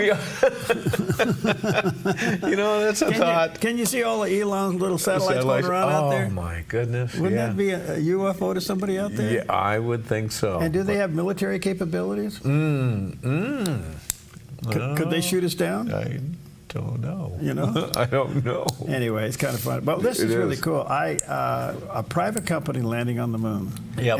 And so obviously they're bringing that thing back. Yeah. And so it's interesting, too. This time they're going to drill. It's got a 9-foot drill bit on that thing. Imagine that. Wow. I wonder what the temperature is down there. Yeah. Are you going to find blue cheese? Well, I don't know. Will they strike oil? Oh, wouldn't that be interesting? Can you imagine a big black thing comes Oh, my goodness. Would we see moon development then, huh? Oh, wow. All right. Good morning to you. The Gospel of John, chapter 16, verse 33. Here's what Jesus said. I have said these things to you, that in me you may have peace. In the world, you will have tribulation, but take heart. I've overcome the world. So if you're going to be in him today, you'll overcome the world and you'll have peace. Take that with you. It's a great promise. It won't be long. You'll see Jerry there. It's snowing again. It's snowing, yep. God of mercy and love, I will praise you.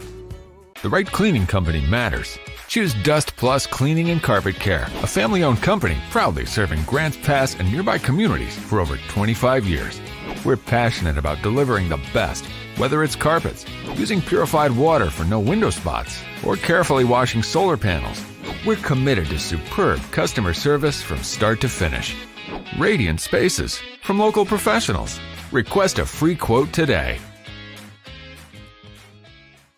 Welcome to Rise Direct Primary Care. Imagine a healthcare experience where you're known by name, cared for like family, and treated with compassion. How is that possible? With an affordable, flat monthly membership, you receive unlimited primary care and minor urgent care visits. No insurance needed. At Rise Direct Primary Care, we offer a friendly, affordable healthcare experience where you get a whole hour with your provider. Located in Central Medford and accessible by phone or text, we can typically get you in the same or next day. We prescribe urgent care medications directly from our office, saving you a trip and wait time at the pharmacy when you'd rather be at home getting better. Personalized medical care with a human touch. Rise Direct Primary Care is all about healing the sick with compassion and keeping the healthy healthy. Rise Direct Primary Care. We're here for you. Visit risehealthdpc.com or call or text us 541-827-8603. 541-827-8603.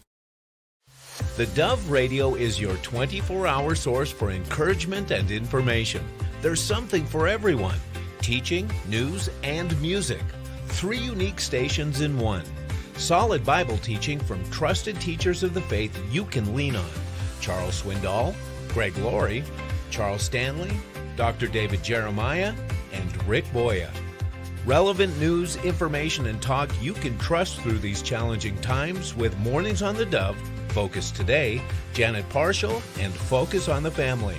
Plus, contemporary and classic music with a message of hope, afternoons and late nights on the Dove. Listen to the Dove Radio Network throughout Southern and Central Oregon on the Dove app and online at thedove.us, on your smart speaker, in your hand, in your car. Encouraging and informative wherever you go. The Dove Radio, something for everyone.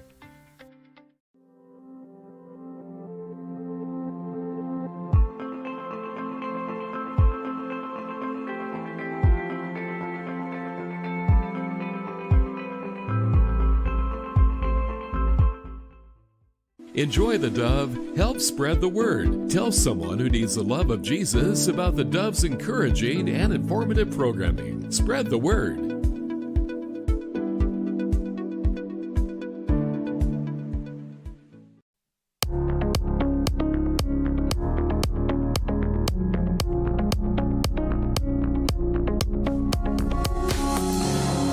Well, welcome to Focus Today. I'm your host, Perry Atkinson. DEI is still, remnants is certainly there, and the impact is amazing. And I am so honored to have with us today Dr. Stanley Wrigley. He's a clinical full professor of strategic management at Drexel University. He's the author of numerous books, including The Brutal Minds, The Dark World of Left-Wing Brainwashing in Our Universities. And his latest book is entitled DEI Exposed: How the Biggest Con of the Century Almost Toppled High Education. He holds a doctorate and master's in international relationship and security from Duke University. He is a Russian language linguist and a former military intelligence officer. There's a picture of the book, DEI Exposed, on the screen. I'm sure you can Google that and get it online. Dr. Wrigley, good to see you, friend. How are you? Well, hey, it's good to be here, Perry. I do appreciate the chance to talk with you and your erudite audience about DEI, an important issue that's plaguing higher education even as we speak. Well, this is amazing. Being a broadcaster, I've been very concerned about this. Our little organization here is part of a lawsuit to stop the FCC from implementing DEI. And as you know, the current administration has taken federal agencies and removed it. However, an executive order is only good for 4 years. We want to see DEI completely removed, or it'll take us broadcasters. We're only a lawsuit away from being wiped out. Yeah, I understand that. I tell you, the idea that we can expunge DEI with a single stroke of a pen would be foolhardy. I think it's hopeful, but I do think we have to understand that these folks really believe in what they're doing. They may be misguided, they may be idealistic, but they simply do not understand or do not want to understand the actual ideology that is driving DEI on the college campuses and to the same extent in American business. And I think that the executive orders by the administration, 3 of them, as a matter of fact, along with a Dear Colleague letter and communications from the Department of Education, have gone a long way, far greater than I could have ever imagined or hoped for, to rectifying the situation on our college campuses, in the government administration, and of course in America's business. We want to expunge illegal discrimination from the college campuses, to promote equal protection clause of the Constitution, and to get back to a traditional notion of the universities as a place where it is ruled by logic, reason, progress, humane values, and scientific method. What path was it on, Dr. Wrigley, before this administration? Oh, my goodness, it was horrible. Absolutely awful. It was like a freight train out of control, rolling down the tracks with no one either willing or able to stand up and stop it. A few people have issued warning calls over the last couple of years. I think Christopher Rufo at the Manhattan Institute is one of those voices. James Lindsay has been one of those voices. But there's a lack of I would say awareness, a lack of ability, a lack of guts to stand up to the bullies on the college campuses and in American business and in the influencer business, to stand up to these people for the fraud that they've been perpetrating on the American public.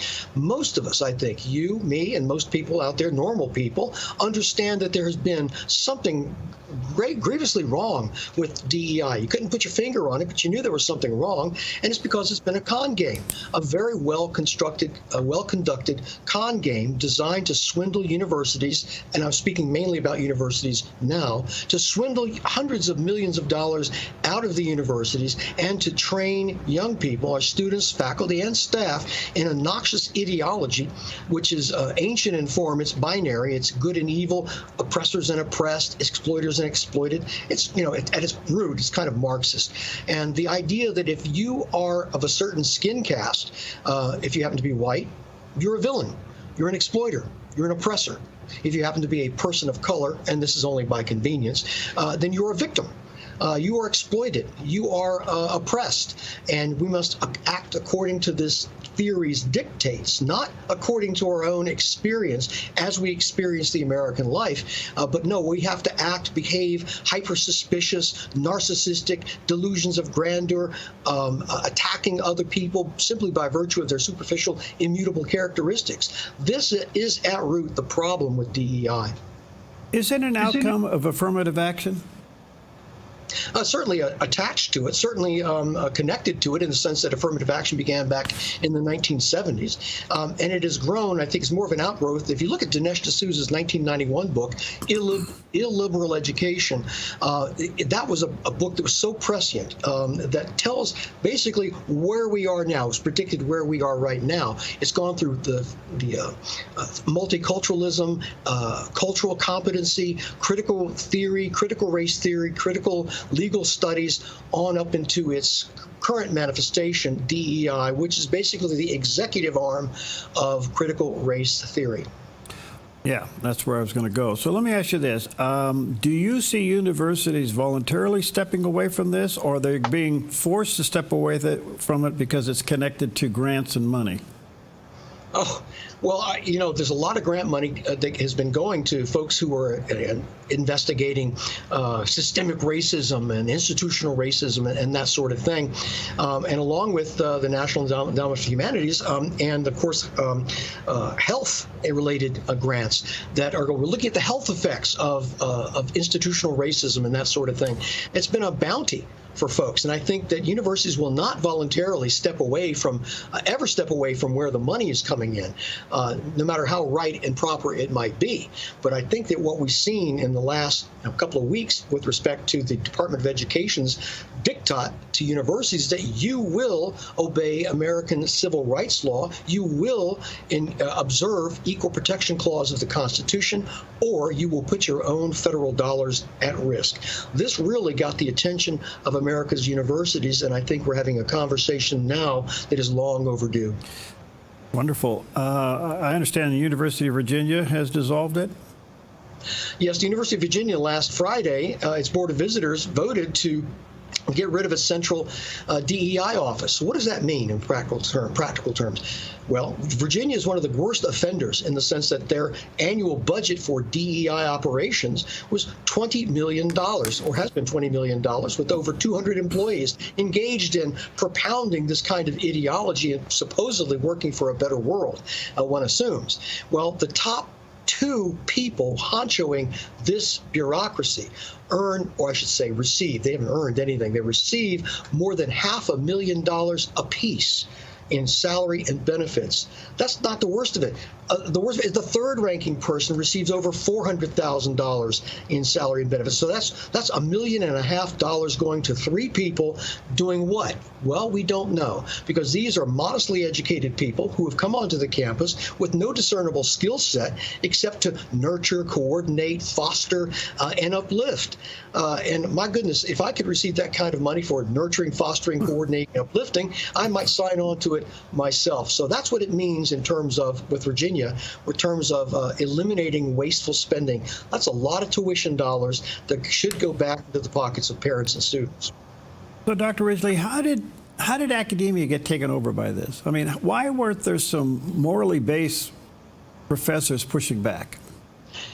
Because there was an open window of opportunity back in the summer of 2020 and 2021, we had the combined crises of COVID, which got people compliant in certain ways to certain diktats of the government. But more important, we had the riots of 2020 following the unfortunate death of the criminal George Floyd in the streets of Minneapolis. And for some reason, and this was part of the key fraud, that university presidents believed that their universities were somehow complicit in a system that led to the death of this criminal in the streets of Minneapolis. How Harvard or how Duke or how Berkeley or how my own university might be complicit in that is anybody's guess. But the opportunists, the grifters, the DEI grifters saw their opportunity to jump through that open window of opportunity to help construct a bureaucracy, amazingly lavishly compensated bureaucracies where functionaries are receiving hundreds of thousands, if not millions of dollars nationwide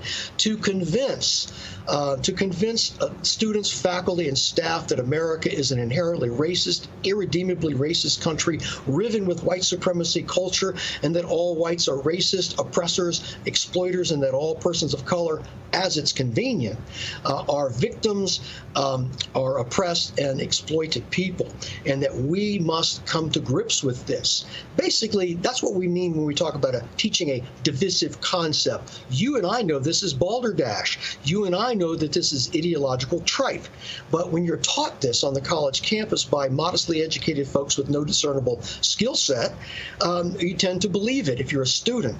And this has been the secret of DEI's perdurability on the college campus and why it's going to be difficult for us to uproot.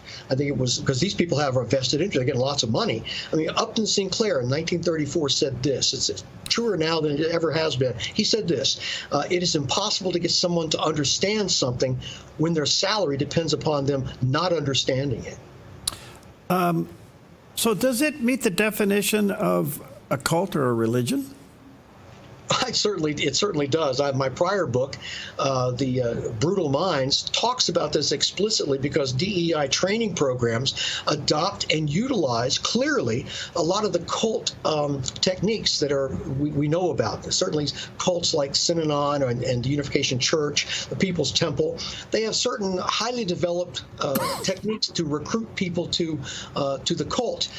When it's imposed by coercion and requirements on a university campus, it can be very powerful and toxic, especially when contending views are excluded from the conversation. So yes, DEI definitely fits the notion of a cult when you've got an artificial, or I should say a fictional worldview that is imposed on people and that they're required to view the world in this way, in contradistinction to what their experience tells them.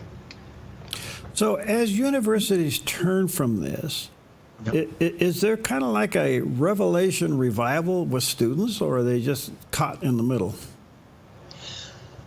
Basically, students are always caught in the middle with regard to the political machinations and conflicts that go on the college campus. They're trying to keep their heads down, get good grades, perhaps prepare themselves for a job after college to become a better person, a more well-rounded person, which has been the traditional role of the university, to provide a marketplace of ideas where people can come to their own sense of what is right and proper. And we usually viewed the university as being a place where ideas can be discussed and may the best idea win. And of course, that's not the university today. It has not been that way for a long time. It's not a marketplace of ideas. It's more of a crucible of indoctrination. If you look at the high-profile people who are running the agenda, it was best expressed by a Marxist professor that was at Duke at the same time I was at Duke. His name is Frederick Jameson.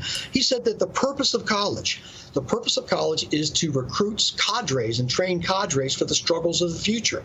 And of course, he meant Marxist struggles of the future, to win the Marxist struggle of the future. That's the purpose of college. And of course, it's not the purpose of college. The purpose of college is to perpetuate and to expose students to the best that has been thought and said, in the words of Matthew Arnold, and to perhaps generate new knowledge that can then be bequeathed and passed on to subsequent generations. So that's my view of what's going on right now, and I think the DEI really threatens the core values of American higher education.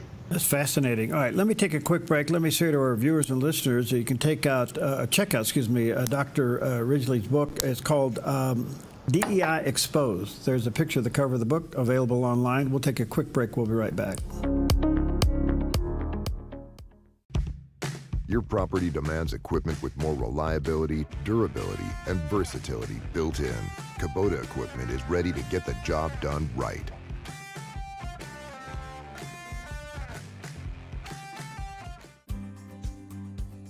Stewardship begins with the knowledge that nothing belongs to us, but everything belongs to the Lord. This helps us to run a business not in the fear of lack, but in the assurance of His care and provision. Such a perspective eliminates the drive to sell and replaces it with a heart that says serve. This begins with serving our clients and coworkers with integrity and genuine care.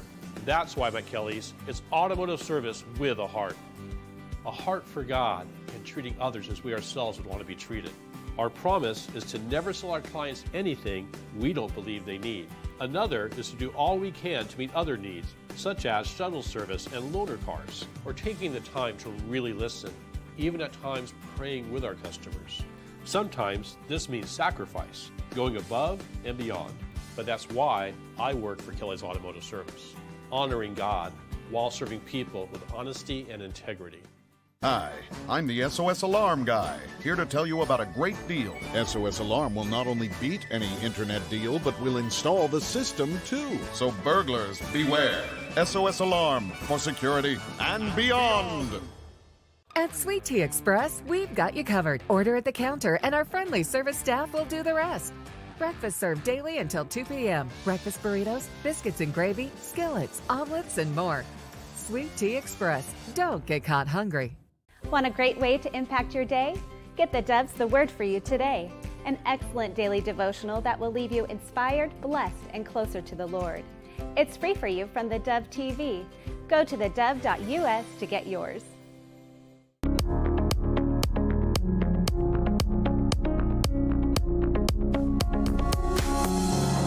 Okay, welcome back. What an honor to have with us today Dr. Stanley Ridgely. He's a clinical full professor of strategic management there at Drexel University, author of several books. His first one, Brutal Minds, The Dark World of Left-Wing Brainwashing in Our Universities, and his recent book, DEI Exposed, How the Biggest Con of the Century Almost Toppled High Education. There's a picture of the book on the screen. I'm just curious, Dr. Ridgely, how have you survived as a conservative in the university world? Well, I think survival is kind of a function of courage. I'm not going to award myself the epithet of courage, but I think it's a function of how well you express yourself, how deeply you believe in principles, and how far you're willing to go to defend certain principles. When I know that something is true, and I see something that is not true on a campus that is supposed to express and embrace the truth, and I see it embracing this fraud of DEI. And I'm referring to of course, how it's applied on the campuses. And I see young people being duped, people who are paying exorbitant tuition in many cases on the campuses nationwide. I say that there's an injustice being done here. We hear the word social justice too often on the college campuses, which is usually a fraud, I should say a proxy for something noxious that people are planning. Because young people like to say social justice, I'm working for social justice. Basically anything that they want to do, that they want to kind of lay over with some good feelings, they'll call social justice. Well, you look at what they're actually talking about, and there's no justice involved in it, just a lot of socialism. And so when I see this kind of thing going on, I don't hesitate to speak out. And I just wish more people would speak out when they see something that just does not comport with reality. Well, let me commend you for your courage. Thank you, sir, for being there. The question I was thinking about during our break, with the rise of anti-Semitism at the university, it seems to be in sharp contrast to DEI. The irony of all ironies could be that anti-Semitism could be the end of DEI. Well, anti-Semitism is actually an extension of DEI. If you look at the actual doctrine that DEI espouses, embraces the idea of decolonization of the curriculum, decolonization of the university. The pro-Hamas demonstrators on most college campuses going after their Jewish compatriots on the campuses are basically embracing the lingo of DEI, the idea of decolonization, and imposing that false template onto a conflict halfway across the world, and trying to say that, well, the good guys and bad guys, we're going to tell you who they are based on this template, not based on the idea that Israel is the only democracy in the Middle East, not based on the idea that it's a beacon of civilization in a sea of barbarism. No, we're going to base this on the idea that, well, Israel is the bad guy because in the template that I embrace on the college campus, they're colonizers. And as a result, we need to embrace decolonization. And as a result of that, we need to protest on behalf of a terrorist organization that purports to represent the Palestinian people. So we see that DEI certainly is not on the campuses can defend or protect Jewish students. They have said, they being diversity officers, have said, no, Jewish students do not qualify for protection under the dictates of DEI. They have stated this. They stated it very clearly, very explicitly. And I quote this in my book, DEI Exposed. It's chapter and verse quoting from the very people who are expounding this type of thing. I don't simply tell a story about DEI. I let them speak for themselves about what they're doing, how they're doing it, who the victims are, and the results that they hope to achieve. That's why it's an expose. So there is an exception to DEI, and happens to be the Jews. Yes, and as a matter of fact, but that fits with the DEI definition, the actual real definition of DEI, not this fantasy notion of DEI that most good people have in their own minds. The idea what's noble, right, and proper, and it's diversity and inclusion and belong. No, they don't really mean that for everyone. And they don't really worry about actual oppression, actual threats, actual intimidation based on ethnicity. They don't really believe that. They ignore it or promote it. In the case of Jewish students on college campuses, it's really terrible. So if DEI does fit the category or the definition of a cult and a religion, what's it do with other religions such as Christianity? Well, DEI purports to, at least on, as a salve, as a part of its patina, that it does support a variety of religious expression. That's what they say. And I think legally they are required to do so. And you'll find it on most websites that, but they're mainly concerned, DEI really is code for race. All this other stuff in terms of gender and class and religious expression, veteran status, all of this sort of stuff just kind of follows along behind in trail. They don't really mean that.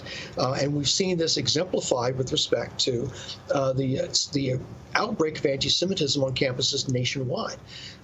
So, yeah, it is a cult. It is a faith of sorts, a secular faith, and it's quite demonstrably so. In my book, Brutal Minds, I talk about how they do this, how they try to convince people to believe this alternative reality. It doesn't really comport with the world we live in. And in DEI Exposed, I focus in on how this is expressed in this particular bureaucracy on the campus that is founded on a lie. So if the universities are slowly being expunged of it, whether voluntarily or otherwise, being forced if they lose funding, the other part of DEI that is so damaging is not only in say, federal agencies, but corporate America is bought into this to the point of just being stupid. You kind of wonder what's the future for them. I tell you what, you were very blunt there, and I happen to agree with you 100%. I think the exemplar of this type of nonsense would be the tourist submarine incident last year, in which a CEO, presumably well-meaning, said he was the CEO of OceanGate. We're going to build a submarine that's going to go visit the Titanic. We're not going to hire, he said this, we're not going to hire 50-year-old white guys with submarine experience to design our submarine. We're going to bring in a new crew, mainly female, of fresh, new, inspiring designers. They designed a submarine. It went down and it imploded at the bottom of the Atlantic while it was looking at the Titanic. Kind of a metaphor for our time, the idea of the tourist submarine. Now, I don't know about you, but I don't want to drive over a bridge built by engineers who got extra points for trying hard in their engineering class in college. And I don't want to fly with a pilot who got extra points for ethnicity or extra points for trying hard in his course of study on how to be a pilot. In life or death situations, this is absolutely, DEI is absolutely deadly, can be deadly. Duke Medical School is a university that has embraced some of the bizarre myths of DEI, including the idea that it's white supremacy culture, that professionalism is white supremacy culture. Punctuality is white supremacy culture. Frugality and thrift, well, that's white supremacy culture. It's almost as if they're taking an antithetical position to success behaviors and that they want some people to fail by claiming that these success behaviors, which are available to anyone and everyone, behaviors that Frederick Douglass himself, one of my great inspirers, had said clearly in his great speech, Self-Made Men, that we have to work hard. We have to engage in these success behaviors if we want to be successful. And so I think that this idea of DEI as somehow some sort of panacea that's going to correct all kinds of problems on the campus is exactly the opposite. So it's being exposed. How do you see the next couple of years with this happening, especially this administration, at least at the federal level, wiping it out? When it gets down to the university level, what's your long-range forecast here? Well, we see my forecast is, and I said this in writing, we're going to see a retreat from DEI. When DEI first came onto the campus, it was introduced with great fanfare. Universities were beating the drum, a lot of ballyhoo. We're going to follow the straight and narrow. We're going to rectify the sins of the past, all of that. Now, universities are quietly retreating from that. There's no big announcements that, we're retreating from this DEI because obviously it discriminates against on the basis of race. Does not comport with the constitutional protections guaranteed in our founding documents. They're just going to retreat from that quietly. And I've seen, investigating this, I've seen the rhetoric on websites changing gradually, slowly, backing off. People are disappearing from the college camp. People with titles of DEI person, DEI grand panjandrum, that person is no longer in that position, and that position no longer exists. So we're going to see a falling away of that. But what is something we have to really focus on? These people are not going anywhere.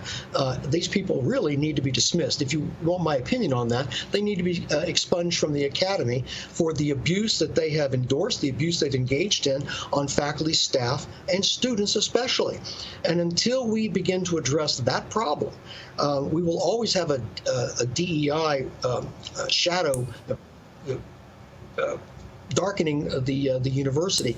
I think that one of the things we need to look for, you found a lot of anti-Semitism at Columbia is going on right now. Several senior administrators were caught texting each other during a meeting where they were watching Jewish expressions of dismay at October 7th, and they were engaging in anti-Semitic tropes back and forth, and they were eventually fired. And so that's what I mean by personnel. And these are senior administrators supposed to represent all students. Unless and until universities begin to expunge these people and not give them training, as if that's going to do something for an anti-Semite. Well, we're going to put you through training, and that's going to fix the problem. That seems to be the universal remedy for this sort of thing. Well, we're going to give you training. That's nonsense. You need to fire these people and begin to get back to the fundamentals of a non-discriminatory marketplace of ideas where people can thrive and pursue their intellectual dreams. Well, I say amen to that. So do you think corporate America down the road, I mean, sooner or later we have to hire based on merit, or the quality of what we do as corporate America is going to be in the tank? You're not going to drive across that bridge, and you're not going to go in that submarine. It's just a matter of time. Well, yeah, I think hiring on merit, and I think it really eliminates the stigma that can attach to someone if there's a special program with special admit to bring a certain person in. They may have come into the university not through that program, but there's going to be a stigma attached to that. No one wants a stigma, and I certainly don't want to attach a stigma to anyone. I don't do that anyway. But that's one of the downsides of having a special program that will bring in a special group of people by virtue of characteristics that are immutable and something that people really can't do anything about. So where's American business going? Well, one of the worst things that I've seen in American business, it's kind of funny, it's not for the business Anheuser-Busch when they ran this Dylan Mulvaney campaign to basically violate basic business principles and have a person going through a transition be the spokesperson for the beer, Bud Light, which is, whatever you think of the beer, I assume that it was America's best-selling brand of beer. And this person, by the name of Hatterscheid, a graduate of Harvard, a graduate of Wharton School of Business, said, you know what, this beer has far too fratty an image, and we're going to change the image, and we're going to focus on this person who is a kind of a second-rate actor who's going to go through this transition from male to female, and this person is going to be the face of Bud Light. How absurd! And you use the word stupid. I rarely see stupid decisions in business as bad as this this one. Of course, the woman who came up with it was fired, and her boss was fired for allowing that to happen as well. And Bud Light, the beer itself, is not recovered. I don't know that it's ever going to recover its station in that particular industry. But this is an example of what happens when theory trumps reality. And you get someone who is so divorced from reality, like this Alyssa Heinerscheid person, giving this person power and making these absurd statements that make no sense. My business students, when these statements are made to them, say, well, that's stupid. It's utterly stupid. Why would anyone do that? Why would you destroy your brand by doing something that's going to achieve some sort of notional social goal? Yeah. You're fascinating. Can we get you back? Yeah, I'd love to come back. I love to talk. My wife will tell you that. Where can they get the book? Where can they get the book? Well, you go to Amazon.com and you can find the book. It's available there. It's available on Barnes and Noble's site as well. You can go to my website, brutalminds.com, and keep up with my latest writings. And I urge you to reach out to me on LinkedIn if you'd like to connect and give me a message. But yeah, Amazon.com, DEI Exposed. Okay, check it out. DEI Exposed. Thank you, Dr. Wrigley. You're fascinating. We'll get you back, friend. Thanks for your time. That sounds great. Thank you so much for the opportunity. You bet.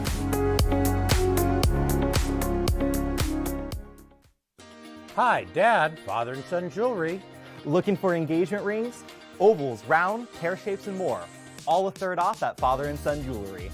And let's not forget about our fellas. With Lashbrook, you can have it your way.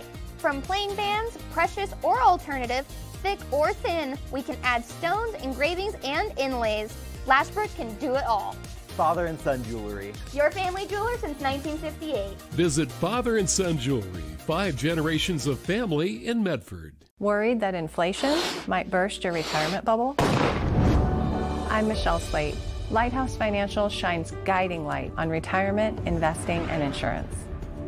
Helping you navigate the stormy seas of retirement, Lighthouse stands tall as a beacon of hope, offering you wise counsel and biblically responsible investing. Lighthouse Financial. Call us today, 541-494-1034.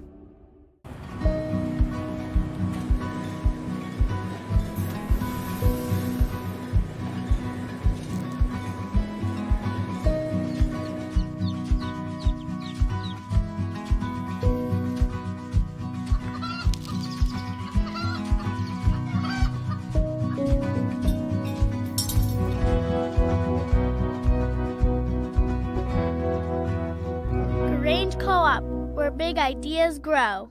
Here's a recipe for a great morning.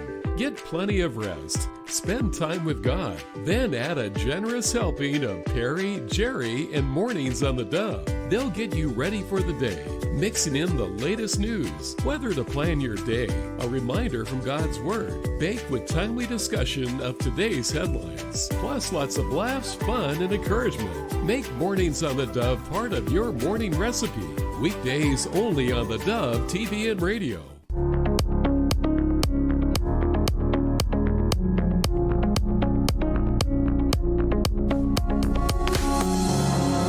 Well, welcome back. And of course, just within the last couple of days, the EPA has been in the news a lot. And I am so delighted when we have time to sit down with our good friend Jim Burling. Jim is the Pacific Legal Foundation Vice President of Legal Affairs. And he's authored a book called Nowhere to Live, The Hidden Story of America's Housing Crisis. By the way, very timely, very timely. I'm sure you can get that book. It does have its own website, nowheretolive.org. And, of course, Jim's professional website is pacificlegal.org, and there's a picture of that. Pacific Legal, by the way, friends, great organization, frontline, working for you. Support them. Jim, good to see you, friend. How are you, bud? Hey, it's great to see you, and I'm doing well. Thank you. Good. Well, the EPA's in the news. Yes, they are. Let me just ask you a little off the grid here. What do you think about the changes? They were announced 31 major points, and the EPA is going to go away. What's your take on this, and does it impact your concerns? Well, the EPA is not going to go away, but I think that finally, after so many years, somebody's trying to inject some kind of sanity into what the EPA is doing. Because, look, environmental regulations are great. We need to protect the environment. Everybody agrees on that. But we don't need to do it in a way that's deliberately designed to throw vast industries out of business in this country, which is what EPA was trying to do under the prior administration. They're passing rules right and left that basically wanted to destroy energy companies, destroy coal companies, destroy companies that make petrochemicals, just to make life incredibly difficult. And I think that we're finally seeing a pushback on that. People are saying that, look, we live in a modern society. We need to have this sort of industry. So for heaven's sakes, let's not throw everything out in order to go back to the Stone Age. So I think we're on the right path. Do you think it was clearly overstepping its authority? Oh, in many cases it has been. And that's why the Supreme Court has been hitting back at them one time after another. I mean, we had this case decided last week, San Francisco versus EPA, and San Francisco suing the EPA. Now, you know something's gone awry if a environmentally sensitive, politically correct city like San Francisco finds itself having to sue the EPA. And indeed, San Francisco is tying themselves into knots, saying we have to sue, but we don't really want to win too badly. But they won big time last week against the EPA because EPA had just been gone too far. So if I could explain that, what San Francisco has is like a lot of older cities, an antiquated sewer system. It has one of the plants, the Oceanside plant, serves about 250,000 people, about 250 miles of sewer lines, and everything is fine. It's treated and the effluent goes out in a 3-mile pipe into the Pacific Ocean. The problem is San Francisco, like many older cities, has a storm sewer system tied into its sewage system. So when you have heavy rain, like San Francisco experienced last night, you have all this water going to the stormwater system, going into the treatment plant, and then going untreated because it's just too much volume, goes untreated into the Pacific Ocean.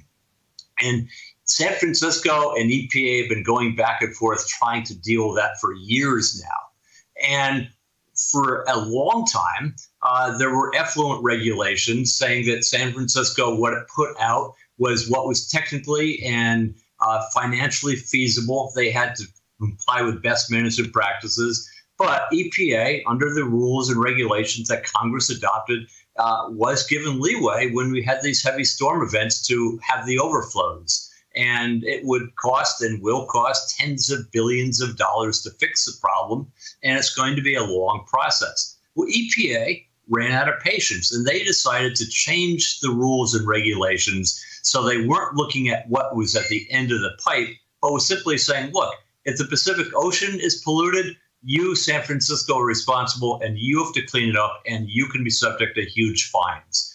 And San Francisco was hit with that. And industries and other cities across the country about 6 years ago were hit with these new, vastly more difficult to comply with regulations. And San Francisco said, look, we don't know if we're in violation until it's too late. We don't know if it's caused by the pollutions caused by us or other things going into the ocean, other potential dischargers. And it's very, very unfair. And they asked the courts to overturn it, saying the EPA doesn't have authority under the Clean Water Act.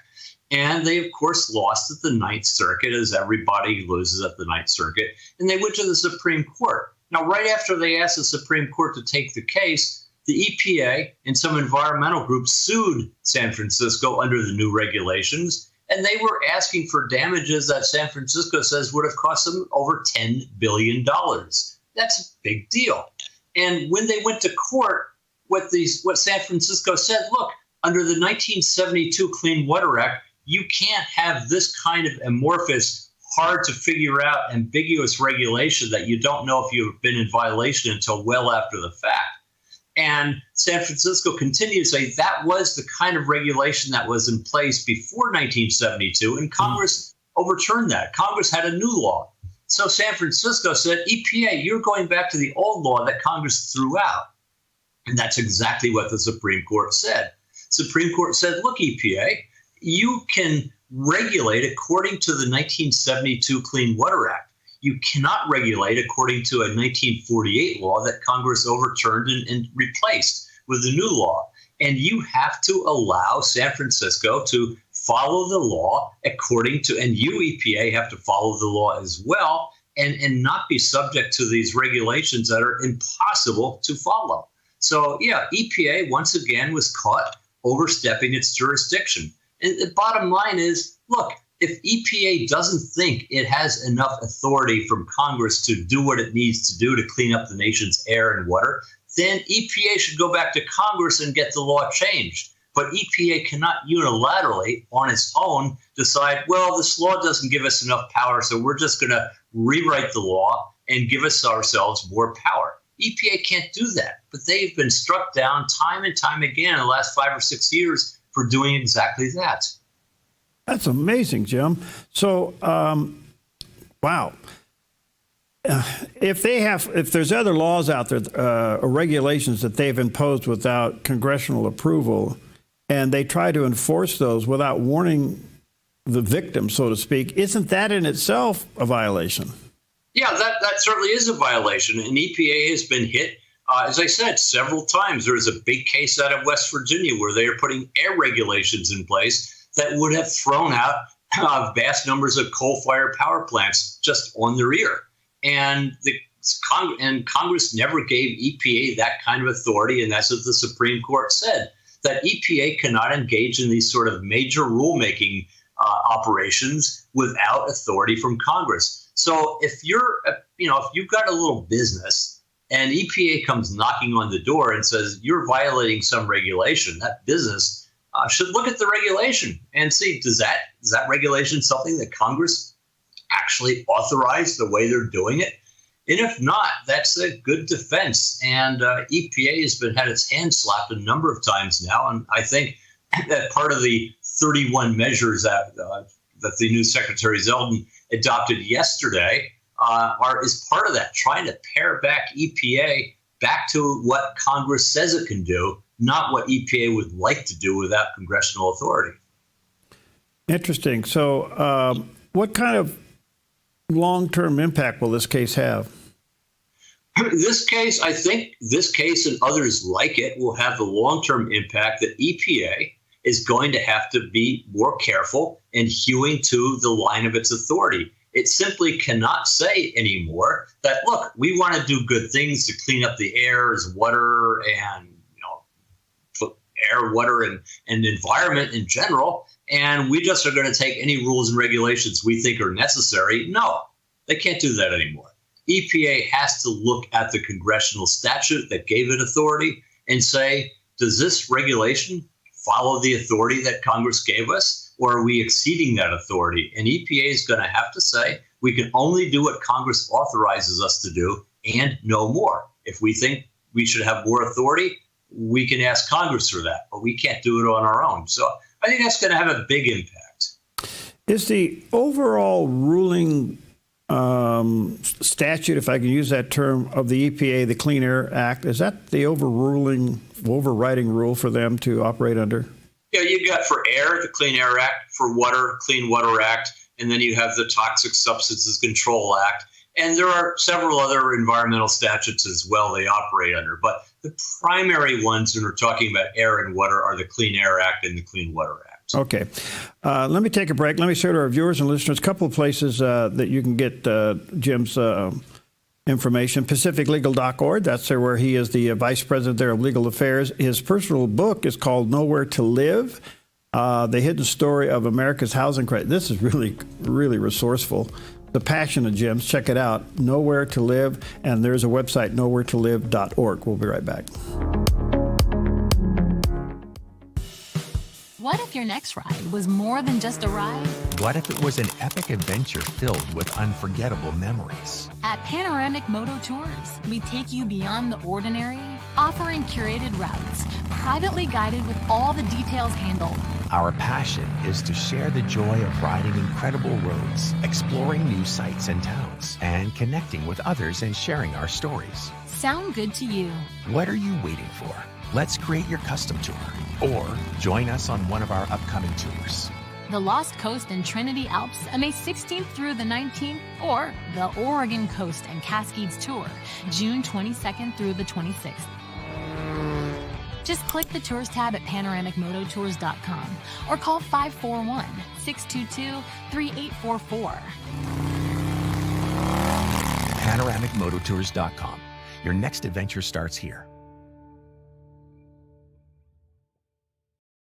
Attention golf lovers and local supporters. Join Rogue Valley Habitat for Humanity's inaugural golf tournament Friday, April 25th at Centennial Golf Course in Medford. 4-person scramble with 9 a.m. shotgun start. $600. Get your dream team, the full VIP treatment, greens, fees, carts, prizes, tournament gear, and banquet tickets. Register by March 1st for our early bird special. A free team player pack worth $100. Time to show off those skills while helping local families achieve affordable homeownership. Register at roguevalleyhabitat.org or call 541-261-3520.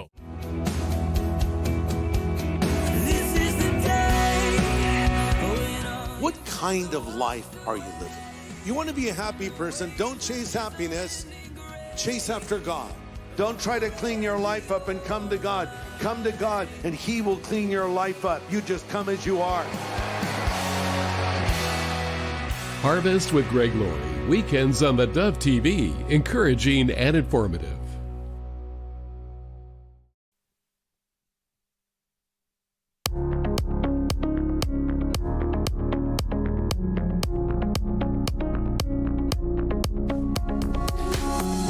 Okay, welcome back. Again, an honor to have back with us today Jim Burling. He's the Pacific Legal Foundation Vice President of Legal Affairs. He does a book out called Nowhere to Live, The Hidden Story of America's Housing Crisis. Very informative. I would say anybody concerned about this is the book to have. And even you real estate people, you need a copy of this book. You can go to nowheretolive.org, and then the other website is pacificlegal.org. You know, Jim, I think we were all shocked to find out the abuses at the U.S. Aid Department. I don't think any of us had any idea any of this stuff was going on, and then all of a sudden the covers are pulled off, and the Trump administration wanted to get in there and clean this up, but now the judge stuck his nose in this and said, no, you got to go ahead and pay the $2 billion back that you're withholding. What's this all about? So this is an astonishing case in many ways. And it goes back to the really age-old battle between the executive president and the Congress. Now, Congress has the authority under the Constitution to appropriate money. Congress says, we want you to spend, money to build a bridge, and $10 million for building a bridge somewhere. And then the executive department, the president, gets to decide how to do that, exactly where the bridge will go, what the bridge will look like, who the contractors are, so on and so forth. And the problem comes up sometimes when Congress appropriates money that the president doesn't want to spend or doesn't want to spend the way that a prior administration may have been spending that money. So that's what happened here. When the president learned about all the ways the money was being spent by USAID and foreign affairs, and the ones that President Trump rattled off on his speech is one thing after another that would just get people's eyes rolling. I mean, why are we spending millions of dollars for LGBTQ plus advocacy in third world countries, right and left? And, what is the public interest in that? So President Trump decided to cut off some of the funding. Of course, he was immediately sued, in this case by a group called itself the AIDS Vaccine Advocacy Coalition. And it was saying, look, president has no authority not to spend this money appropriated by Congress. And the president saying, well, I can spend the money in the way I want to. And right now I'm going to put a hold on everything until we figure this out, because a lot of this money is being spent with something that is not in the public interest. In fact, maybe antithetical to what the interests of the United States are by spending money on things that are not going to help us, as the current president says. So you have this battle brewing, and oftentimes when there's a battle between the Congress saying where the money should be spent and the president saying, I don't want to spend it, it goes to the courts. And just to give you an example, I can think back during the Nixon administration, when President Nixon decided to, in his terms, sequester some of this funding that Congress had appropriated, sequester it and basically put it away for a while to figure out what to really do with it. And he was struck, and President Nixon was basically stymied in that effort by the courts, and eventually Congress passed a law saying he couldn't do that. Joe Biden had money that he was, certain appropriations, and he spent money without appropriation from Congress, such as giving the relief to student loan debtors, saying that they don't have to pay their loan. So that's money that he was spending that Congress hadn't expressly appropriated. So in this case, we have a group that's saying, look, we have an interest in the USAID money because we have some contracts. And a district court in early February issued a temporary restraining order prohibiting President Trump from not spending the money. And there are questions whether the court had jurisdiction. And certainly it may or may not have had jurisdiction over the money that the AIDS Vaccine Advocacy Coalition is going to spend. But the whole $2 billion shoot and match, what was his jurisdiction over that when all of the other parties who are beneficiaries of that $2 billion are not in court, only the AIDS Advocacy Coalition? So this got to the district court issued this TR, this temporary restraining order. It got up to a court of appeals, and they kind of waffled back and forth. Justice Roberts put a hold on the lower court decision pending the full Supreme Court taking a look at it. And just a few days ago, the full Supreme Court looked at it, and they decided to let things stay. That is the restriction on President Trump from not spending the money, i.e. he's forced to spend the $2 billion. And the Supreme Court backed out of it, saying, well, look, this case really hasn't been argued properly. It hasn't been, the appeals from the government of the temporary restraining order wasn't done procedurally right. And we're just going to let the order to spend money go forward. And that got four of the justices, Justice Alito, Thomas, Gorsuch, and Kavanaugh, very upset. And as Justice Alito said, does a single district court judge who likely lacks jurisdiction have the unchecked power to compel the government of the United States to spend and probably lose forever $2 billion taxpayer dollars? The question should be an emphatic no, but a majority thinks otherwise. I, Justice Alito, am stunned. And that's where we have it right now. Now, on Monday, there is another decision also involving with the same group, the AIDS Advocacy Coalition, dealing with foreign aid. And it had a decision saying that, look, Congress appropriates, the president spends, but the president cannot decide not to spend money. And the president's response is, well, I'm not saying I'm not going to spend it. And, I may indeed fulfill contracts where people have done work for us and we owe them money. Although the proper place to take those cases is in a contract dispute is normally in the Court of Federal Claims. So we have not heard the end of this, because not only is President Trump not wanting to spend the $2 billion for these various foreign aid programs of dubious merit, there are many other things he probably is going to be taking a careful look at that saying we shouldn't be spending our money on that. I mean, Elon Musk with Doge is talking about trillions of dollars of money that can be saved eventually. And so it's going to create a battle royale, and the courts are going to intervene between Congress appropriating on one hand, the president deciding how and if that money is going to be spent on the other, with eventually the Supreme Court is going to have to get involved in this case and not just simply slough it off like it did last week. And it's going to have to make some really hard decisions of how the Constitution lays the line between Congress, its appropriation power, and the president's power to actually spend that money. Wow, because what I'm sensing here is an attack on the president's ability to be a CEO. Yeah, I mean, normally a CEO of a corporation can pull the plug on a branch that is not performing well, a product that isn't working out. The CEO says, pull the plug. Well, here, of course, this president is not exactly like a CEO because his board of directors is Congress. And Congress is a lot more powerful than your typical board of directors. Congress has powers given it to it in the Constitution to appropriate money. But the appropriation of money and the spending of money are two different things. And the lower court seemed to draw the line one place, saying the president has very little discretion on deciding how to or even if to spend that money. And other courts have probably gone the other way. So we're going to really have to see what kind of power this CEO, that is the president of the United States, really has vis-a-vis Congress and the courts. There's another factor here, and there seems to be a change in Congress where we could see spending bills be more limited than we see in the future. I mean, we got this budget that's kind of hanging over there in the Senate right now, but the bottom line is the move in Congress is to cut spending. So it's possible appropriations in the future to these types of agencies and programs will be cut. Oh, I think absolutely they will be, because I don't think anybody in Congress or the general public realized what a lot of this money was going to. And people are writing their congressmen and congresswomen saying, enough is enough. If you want to have targeted foreign aid to do good things in limited ways, fine. But the tens of billions of dollars that we're spending, which is totally unaccountable, that's got to stop. And I think Congress and the people want some accounting of how this money is being spent.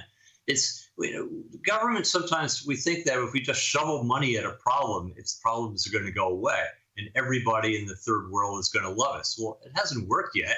And so maybe we should be more judicious in how we're going to spend that money, and Congress should do that. But that's Congress's prerogative to decide that we're going to spend more or less. And I think Congress is going to probably take a careful look at it, because I don't think anybody realized the extent of how some of this money was being spent and how it was being spent, and whether it was being spent to advance America's interests or some small core of the left wing.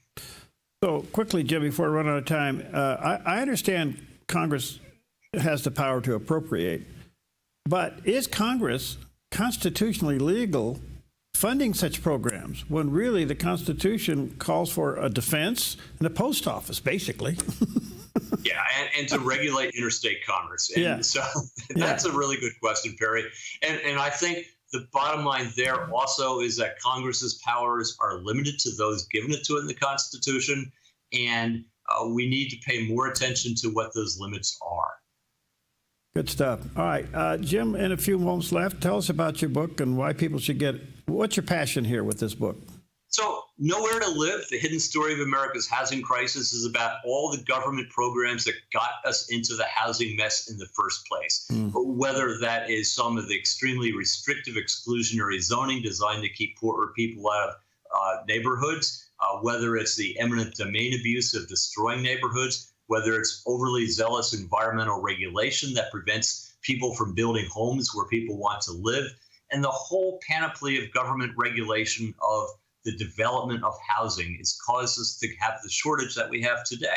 And so my book goes into that. I talk about the history, starting in the Civil War up to modern times in World War I era, of how these regulations came into place, how the regulations got abused, and ultimately what the solutions are is to let government essentially get out of the way of people who want to build homes where people want to live.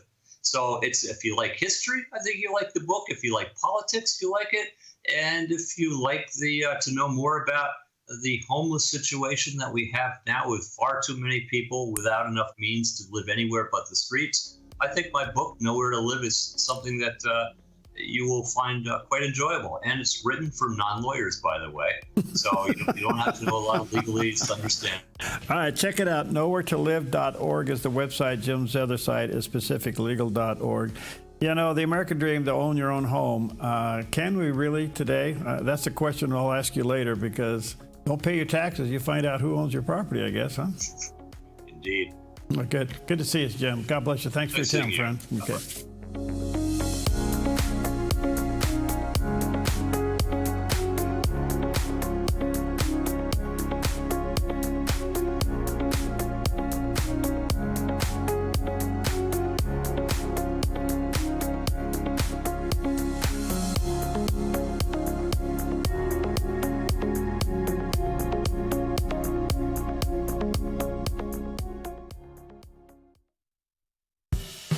What if your next ride was more than just a ride?